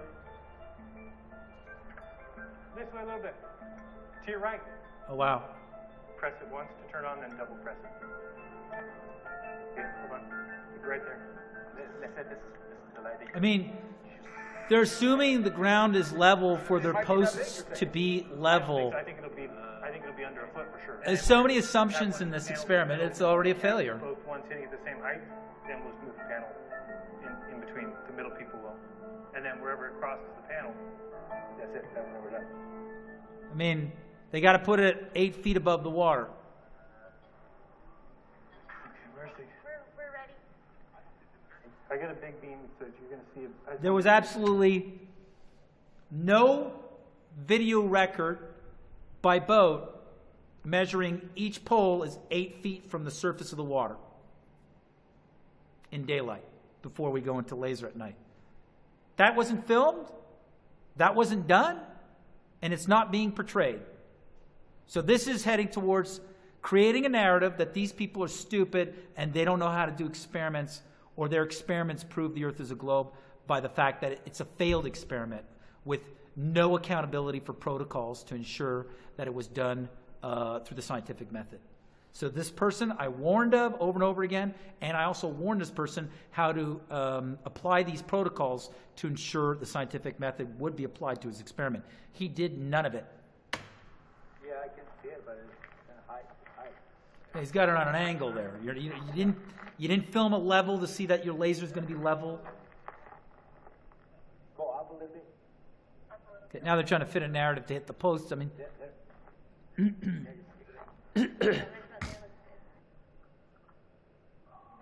think the beam's going to be too big, though. yeah. And I also told him that the beam gets wider at the end. So it's like there was no camera to show that your beam is being... You're just going like this. I mean, this is really... The beam. Okay. You think for us it's going to be way too big for them? Absolutely. Okay. Tell me if the beam gets smaller right now. Okay. Okay, tell me if it gets smaller. There. The beam is taking up the whole panel. Beam's taking up a whole panel, of course. I think you should work on that beam first.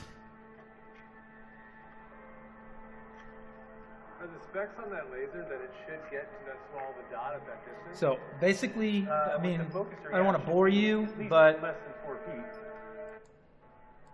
Of course, I was there. You're hot potatoes.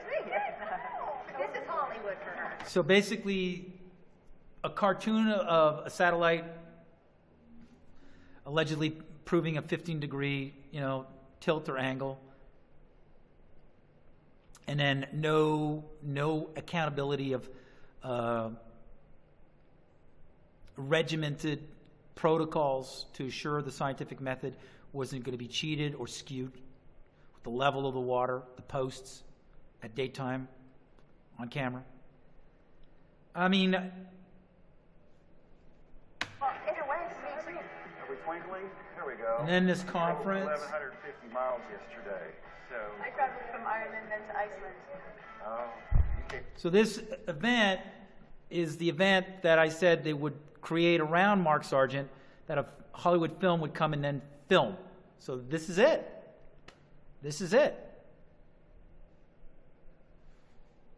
So how paranoid was I? You call me paranoid now, based off this is what I said they were going to do. That's now slander. That's defamation. And the production itself, when I'm telling them that these are my concerns, that's why I'm setting up these conditions to produce exactly what my concerns were being a part of with people that I said were plagiarizing me, and I wanted to find out if they were going to be the central characters. That turns the production company into a psychological harassment, where it's like I wish I would have put a restraining order on them, right? And I still might. But now they're making money with Netflix and Amazon, so the harassment continues. And the defamation, the slander, the skewing, the copyright violation. One of the things that protects copyright is that you're not to alter the moral universe of the creator's original work, right? It wasn't intended to be in this film this way. I had conditions to be in your film. You're violating the conditions on camera with these people. Hello. And you even made it look like I was paranoid about Mark and whether or not he worked for. No, I didn't, or was. No, I said that he works with, and I have the email correspondence. So I sent that correspondence. She receives it.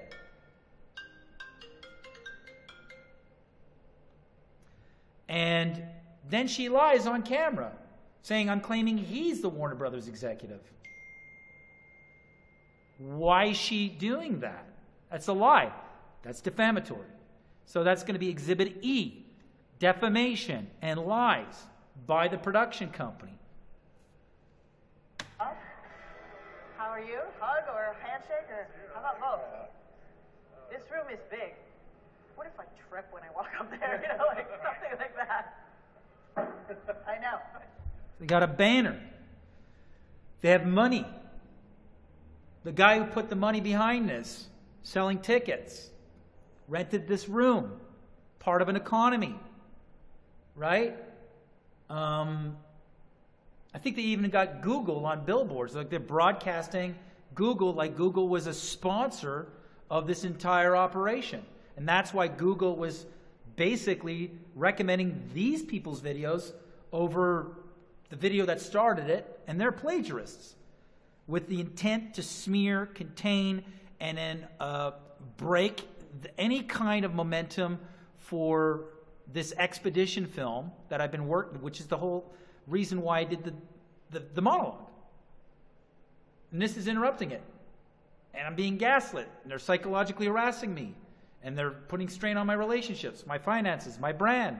They're frauding my company. They have people in the film who pretend to be Math Powerland. They have punchlines from my monologue coming out of the mouth of Mark Sargent. They got Mark Sargent speaking on my behalf and lying. We've got the documentary filmmaker lying about me saying Mark Sargent was like no, I said his partner was. His partner even admitted to it. So this isn't very good documentary investigation or filmmaking. This is something else. Used to the safety of you two. Is Mark here? He's busy being Mark Sargent. So this is going to be their conference. $200 a ticket. So 600 people showed up. 600 times 2. We're $120,000 here. So I said, look, I checked out Mark Sargent, I did the forensic analysis. Where's this money coming from up front? Web sites, ticket sales. This guy here, who's he? This man's from Canada, coming in and is shuttling inside and out of the U.S., and he's doing this conference, and he's part of a project that's basically involving plagiarists. And I said, I'll be a part of your project or your conference, you cover the hotel and the flight. And that condition was denied. This is incredible, these people. It's incredible. Who are these people? We may not agree with one another, and we can choose to get all wrapped on that, or we can sit here and we can be here and we can grow saying, you know what? We all agree we're not on a spinning ball flying through space. This will continue to grow, this will get bigger, and honestly, change the world.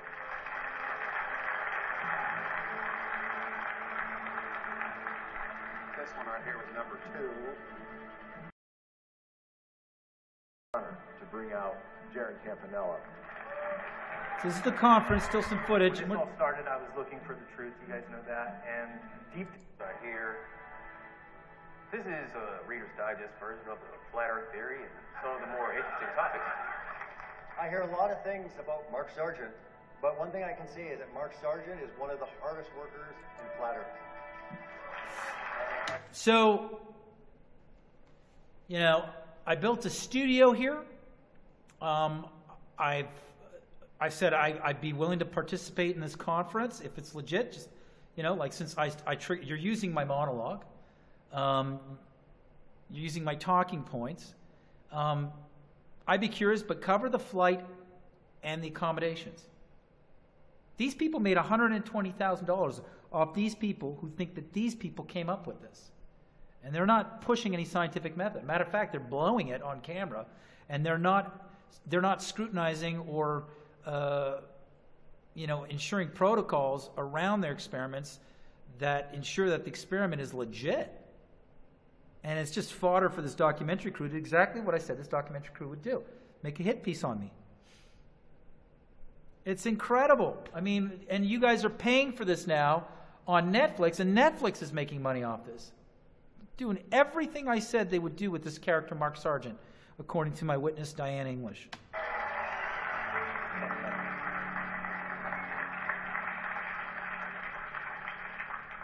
That applause is supposed to be for somebody like me. That applause is something I got when I did the routine. This is incredible. I don't think there's ever been something like this. Such a clear violation of an artist's work in my life. Thank you. Thank you. Love you. Love you. This is surreal. You're not in my position here. You're not in my position here. None of you. You don't have any wherewithal to go, I'm a diva or whatever. I know there's people out there with invisible accounts that are going to come on this video now and say stuff. I don't think anybody can be in my position or what I'm going through. A great, amazing thing to see everybody. Look at the amount of people here. These people have exploited my work. This is incredible. Where did all this money go to? Community. That's no lie.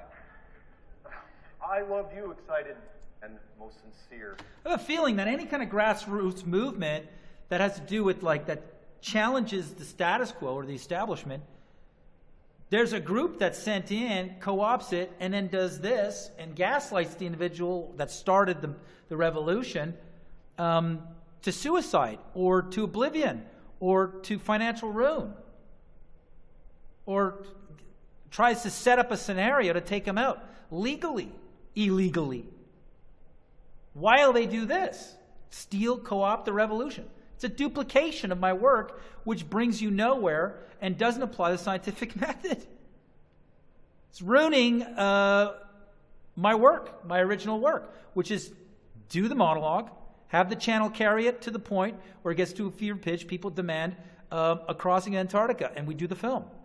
They're trying to ruin it. Thank you. So,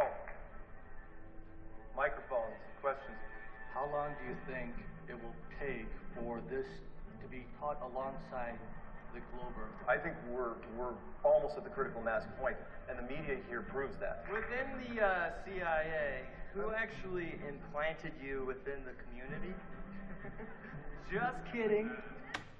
Okay, so who's that guy? Now, I said that this guy he reeked of the way he did his presentation, Flat Earth Clues, in 2015. And when I talked to my friend and producer that was possibly thinking about doing this, at one point, if I got a budget, I'd need help. I said, the format stinks of Twilight Zone narration, Unsolved Mysteries, or Jesse Ventura's conspiracy show. The package is very reminiscent of Hollywood script writing style. I have a feeling this guy's been inserted in YouTube so that a production company could run with my concept, steer it in a different direction so I can't do my expedition. And I'm going to bring light to that with the Patricia Steere character who's in this film, and where she gets the wherewithal to say, I'm never going to do an expedition. And then also, it's going to contradict what she's saying on social media right now, where she didn't know she was going to be roped up in a propaganda hit piece. She went to each screening and paid for her flight, allegedly, or somebody did, and promoted it on Facebook after seeing the film. And now she's taking the position that she was a victim of the film. So, and she's the one who said, I won't do an expedition, and she's in this film. Who is behind propagating the globalist lie? Is it the US government? Are other governments in collusion? Yes, yes, and yes. All those things. All of the above. You, go! I was wondering, how high do you think the dome is? Step further and then just kind of, discount all kinds of scientific principles. Long live Flat Earth.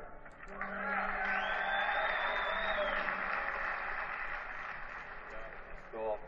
Thank you. Hey, very welcome, man. There's a TV show in Britain called Space Cadets, where they had civilians go through like basic training to be an astronaut for about 8 weeks or 6 weeks, and then had them suit up and then go into a rocket where the windows of the rocket made it appear outside, but they could change into outer space.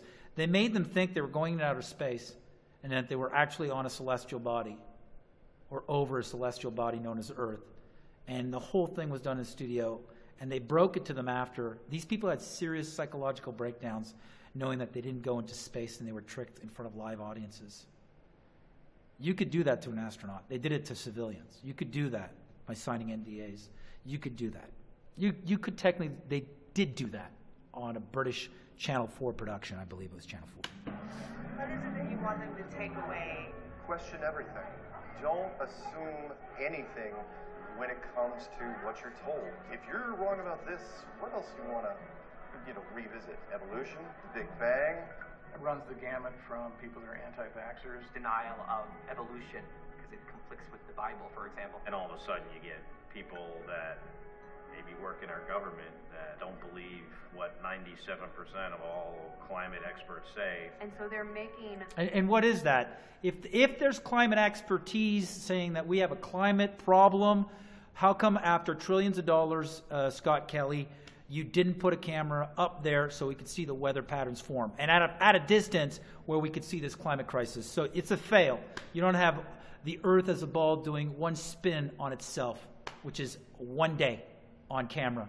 And when I say on camera, not composite CGI with Planet Earth, hosted by Richard Attenborough or Atkinson, whatever his name is, Sir Richard Attenborough, National Geographic's Blue Planet or Planet Earth. Did you know that all that imagery in that documentary was all special effects studio production out of Hollywood? A company produced all the imagery of the globe for that documentary on National Geographic, which is a government channel, government publication out of Washington, D.C. Did you know that? It's not actual real satellite camera footage, one snap light exposure on video or film of the Earth as a ball. That's CGI. Uninformed or poorly informed decisions. And that affects all of us. Especially with social media now. There's a lot of... See, they're not bringing up that. What I keep bringing up at all in this film has it ever been brought up that this started because there's an overwhelming, there's a disturbing reliance by science on artwork as proof of high altitude points of view. And that's including high altitude of globe Venus, globe Jupiter, globe Uranus. It's all artwork, except for like Milky Way and constellations, things that we could see ourselves, but other things we can't access. It just so happens is artwork and artist rendering image composite. Wow, how convenient. Like it would be if you were lying about the globe. Information out there. I know YouTube, they'll say YouTube is full of rabbit holes that don't go anywhere. Right now, everybody's like fake news, fake news. Fake news, yeah, of course. If you have a growing section of the population that doesn't know... News, by the way, is northeast, west, south. Fake northeast, west, south. ...how to think critically and doesn't know how to evaluate expert resources, they're going to be very easy to manipulate. Why not, like, raise the money and, like, do an exploration and find the edge of the earth? Oh, spoilers. I didn't see that part.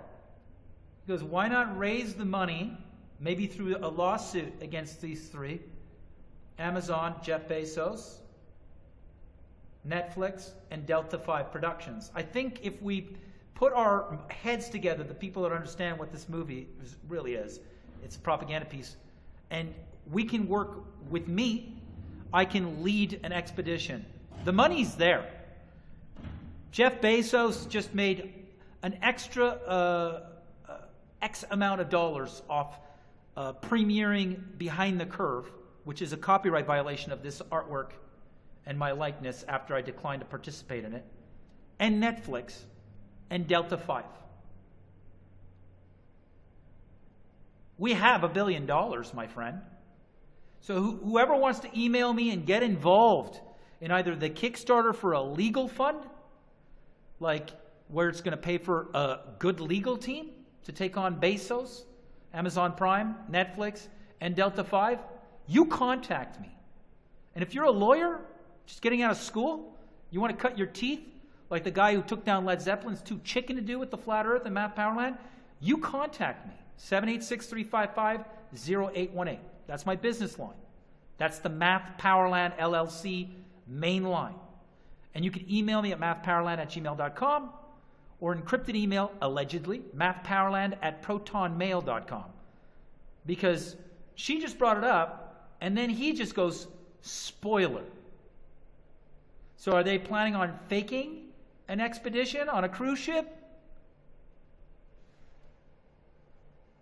We have to stop this. We have acquired funding. It was only a matter of time before we were going to get money, so now the experiments start ramping up. Go ahead and roll the video. So this guy here plays like a buck-toothed hillbilly who's pretending to be a flat earther or a globalist who's making fun of the flat earth, and he's in footage with Neil deGrasse Tyson, who's now a known sexual predator, potential rapist that's got court hearings alleging that he's date raped certain female assistants and students. This guy is in cohort with Neil deGrasse Tyson playing some sort of character. So he's an actor here. He plays like a total slapstick hillbilly, trying to prove the earth is flat, making flat earth look bad. And he gets camera time in his skits with Neil deGrasse Tyson. And he's admitted to that. Since the late 1800s, science has been shifting from discovery to dogma. It's time for the scientific research field to be unencumbered. Today we announce the formation of Field Engineers Corps, an international group dedicated to true scientific discovery, free of dogmatic agenda.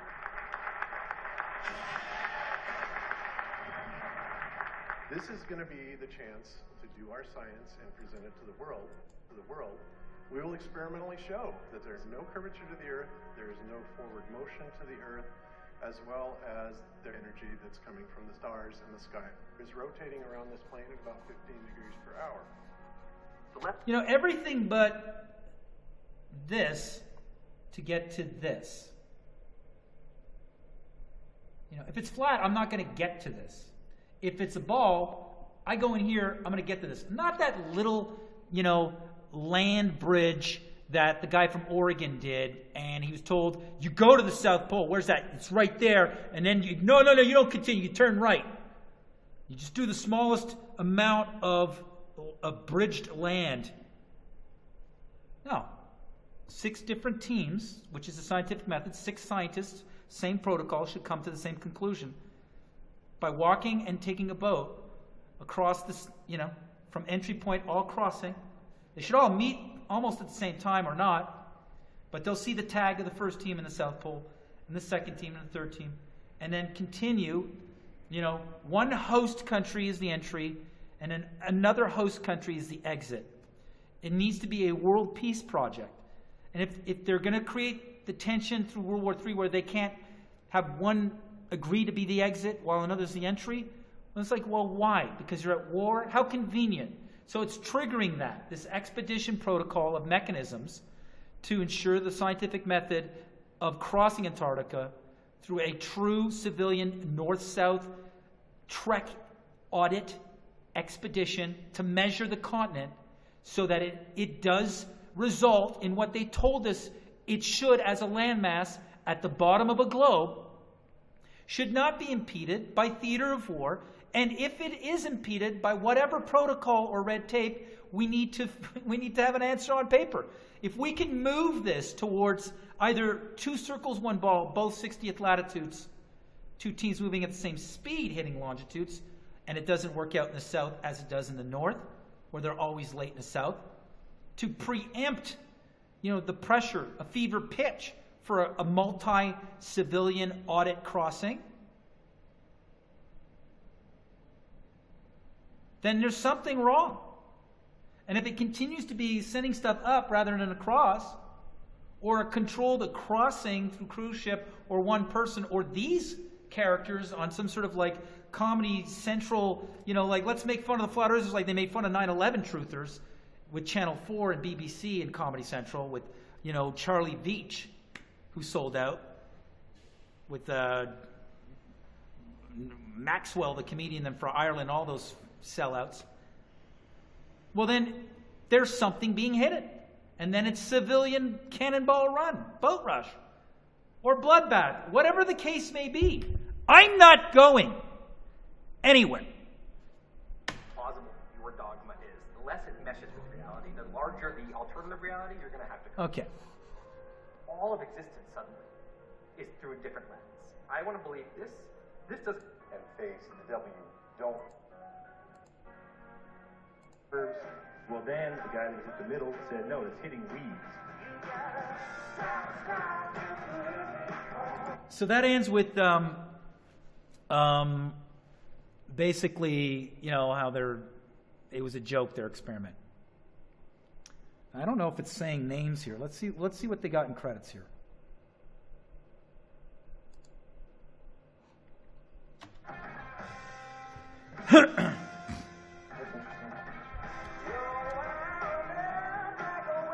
So that would be motion graphics. I don't know if that's animation.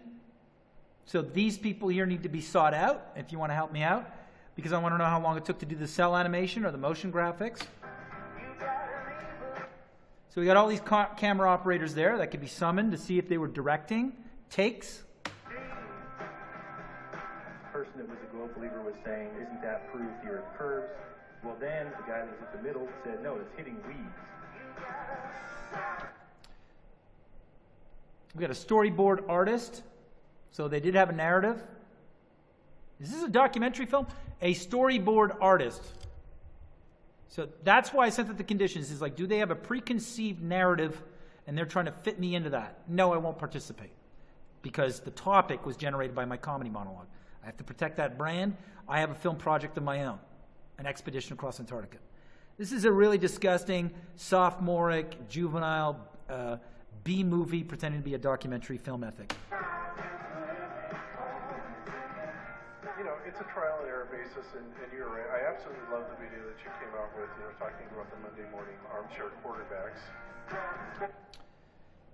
So these are the people that I've warned you are fake, and they would all triangulate.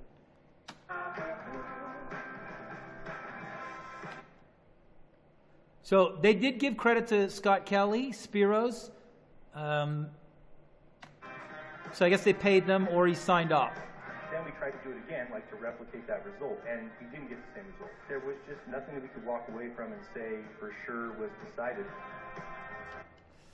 So these are other people? So that's the guy's name, the guy who frauded me. So that's very indicative that they didn't put his name. They did exactly what I just... Was I paranoid? While I was watching this film, I was like, what are they going to put in the credits? Flat Earther? Infinite Plane Society? So he signed an interview release form, Mrs. Clark, and the signature said Infinite Plane Society? Why are you concealing this man's identity when he frauded my company, Math Powerland, and you frauded yourself and your intentions to have me in your film? And you still paint me as paranoid, but you painted me in the exact manner I was concerned these people were painting me, and how you would paint me with them for me to seek copyright and trick me out of my own monologue. This is unbelievable. Did he sign that too, that way?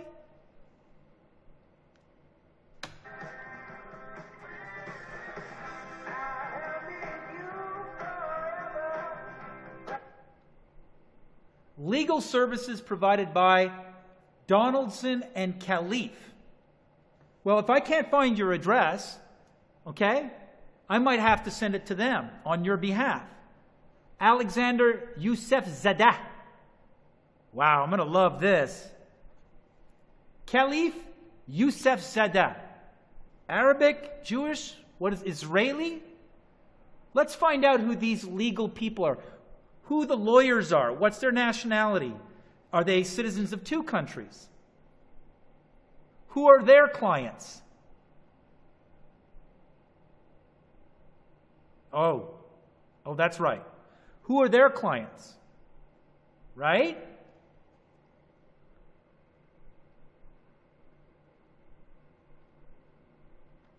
Oh, we got world sales here. So, Andrew Hurwitz, president, the film sales company. We've got a lot of people here we could serve. Going to find an address somewhere.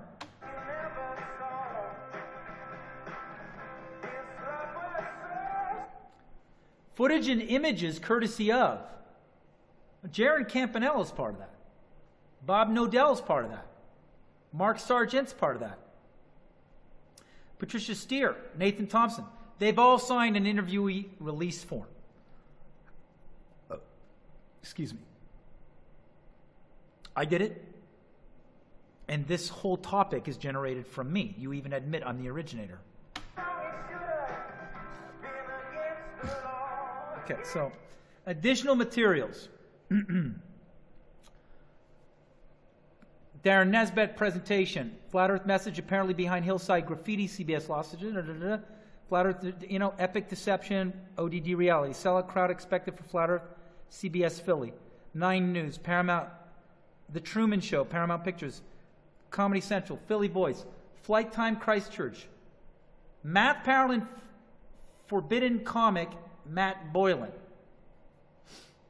Okay. This here. Okay. Flat Earth Evening with Mark Sargent, alleged... First Contact Radio. Jimmy Kimmel Live. So, who did they pay here? Flat Earth Street Interviews, Dell. Who did they pay here? And who did they not? And who signed an interview release here? And who did not? And which images of these people are not mentioned here, such as this one here? Okay?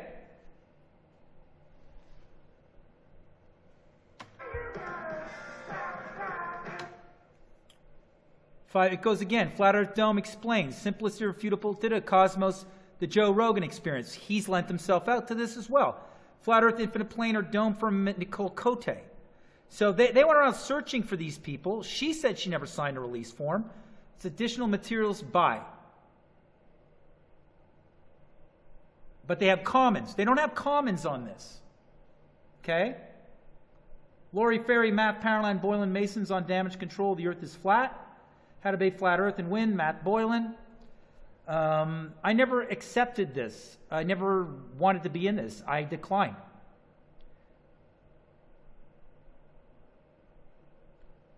So they are mentioning each video here.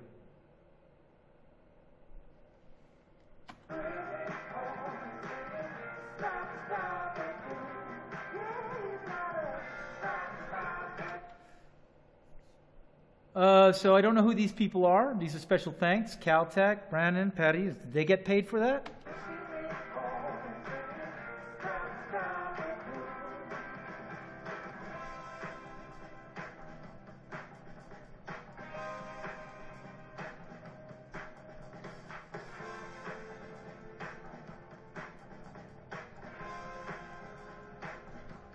Okay.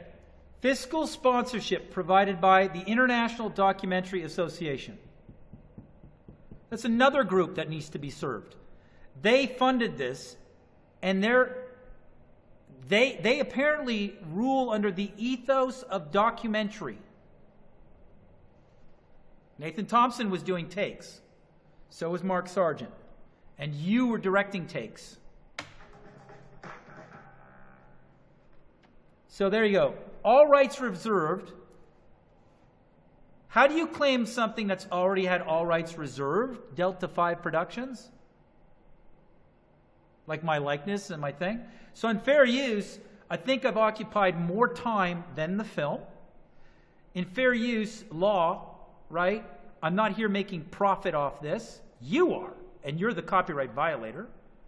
And you're the smear agent, which is what I said you would do with this production. And you're after the fact of my all rights reserved on my all rights reserved painting and my likeness. And I didn't approve of participating in your film because you had conditions that you didn't meet with me that would prove to me you had a narrative already decided, you had a central character you already decided, and that person is a chief plagiarist of my comedy routine. And for me to sign a release form with the C copyright to your central character, which I've accused of trying to co-opt and destroy my project, which is an expedition film, or co-opt it. So I'm going to now play a narrative of timeline with that was done by Rex Joswick, great, funny filmmaker. Go check out Rex Joswick Productions, which is going to show that Patricia Steer and Mark Sargent were going to the screening, like the festival screenings of Behind the Curve before it was on Amazon Prime and Netflix. And she spoke on my behalf with certainty that I would never do an expedition, which is the crux of my comedy routine on my channel, is to do an expedition applying the scientific method where civilians en masse could just cross Antarctica to prove the Earth is not flat or a globe. So there's some like style before it, but there's a Q&A with somebody after the screening in the audience of the Hot Docs International Film Festival in Toronto. And there's her piping up on my behalf, really adamant, as somebody I've never met, trying to speak on my behalf and that I'm not going to do an expedition. Very interesting.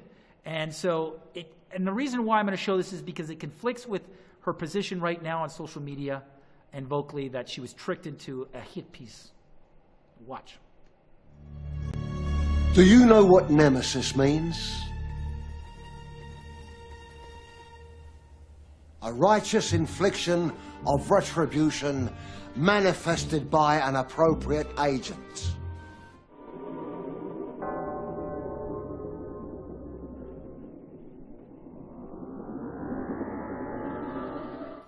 You and Mark are both flat Earth believers. Why would you approve to be in a documentary that doesn't really support the theory? If walking out of here, if I didn't research it ahead of time, if I still, and I did, believe the Earth was a globe. Listen, I don't even know if it is flat. Whatever. Either way, I like what you I would said. leave this theater thinking, oh, that was a farce. 15-degree movement of the Earth, and this laser experiment. Of course, it's a globe. Agreed. And people like you, I would not approve that. I would not be in a film that just presents two supposedly scientific views that prove it's a globe. Yeah, go for it. I'd love to know what's happening with the boat expedition, and if there is one, will you film it? Yes. Some people, I believe, Math Powerland. I think it's fecore.com that we're talking about all sorts of more high-tech experiments with a laser in the weeds. The question was about the boat? Yeah, the boat expedition. I thought you said that they were getting funding together to go on the boat expedition, and if there is one, would you film it? Well, there are some people that are looking to do an Antarctic expedition. Right. I think Matt. No, Math will never do an Antarctic expedition. I just want to say that now. That'll never happen. I don't know, yeah, check out FECore. I guarantee you, within 10 minutes of Mark coming to the hood, somebody will crack his fucking jaw with his pompous ass mouth. He has no fucking idea how to live in that world. These motherfuckers of the flat earth, these popular leaders, are doing the same fucking thing your politicians have done to you forever. Sit up there, look pretty, say all the right things, and lead you into the fucking slavery system you're already in. Whether they're doing it on purpose or not, I don't give a fuck. They're either naive as fuck, delusional as fuck, or evil as fuck. I don't give a fuck which one. I ain't following them either way. They live in a fucking fantasy world and they're trying to suck you into it. These people are fake as fuck. They only care about their little bubble. Fuck them, fuck you if you support them.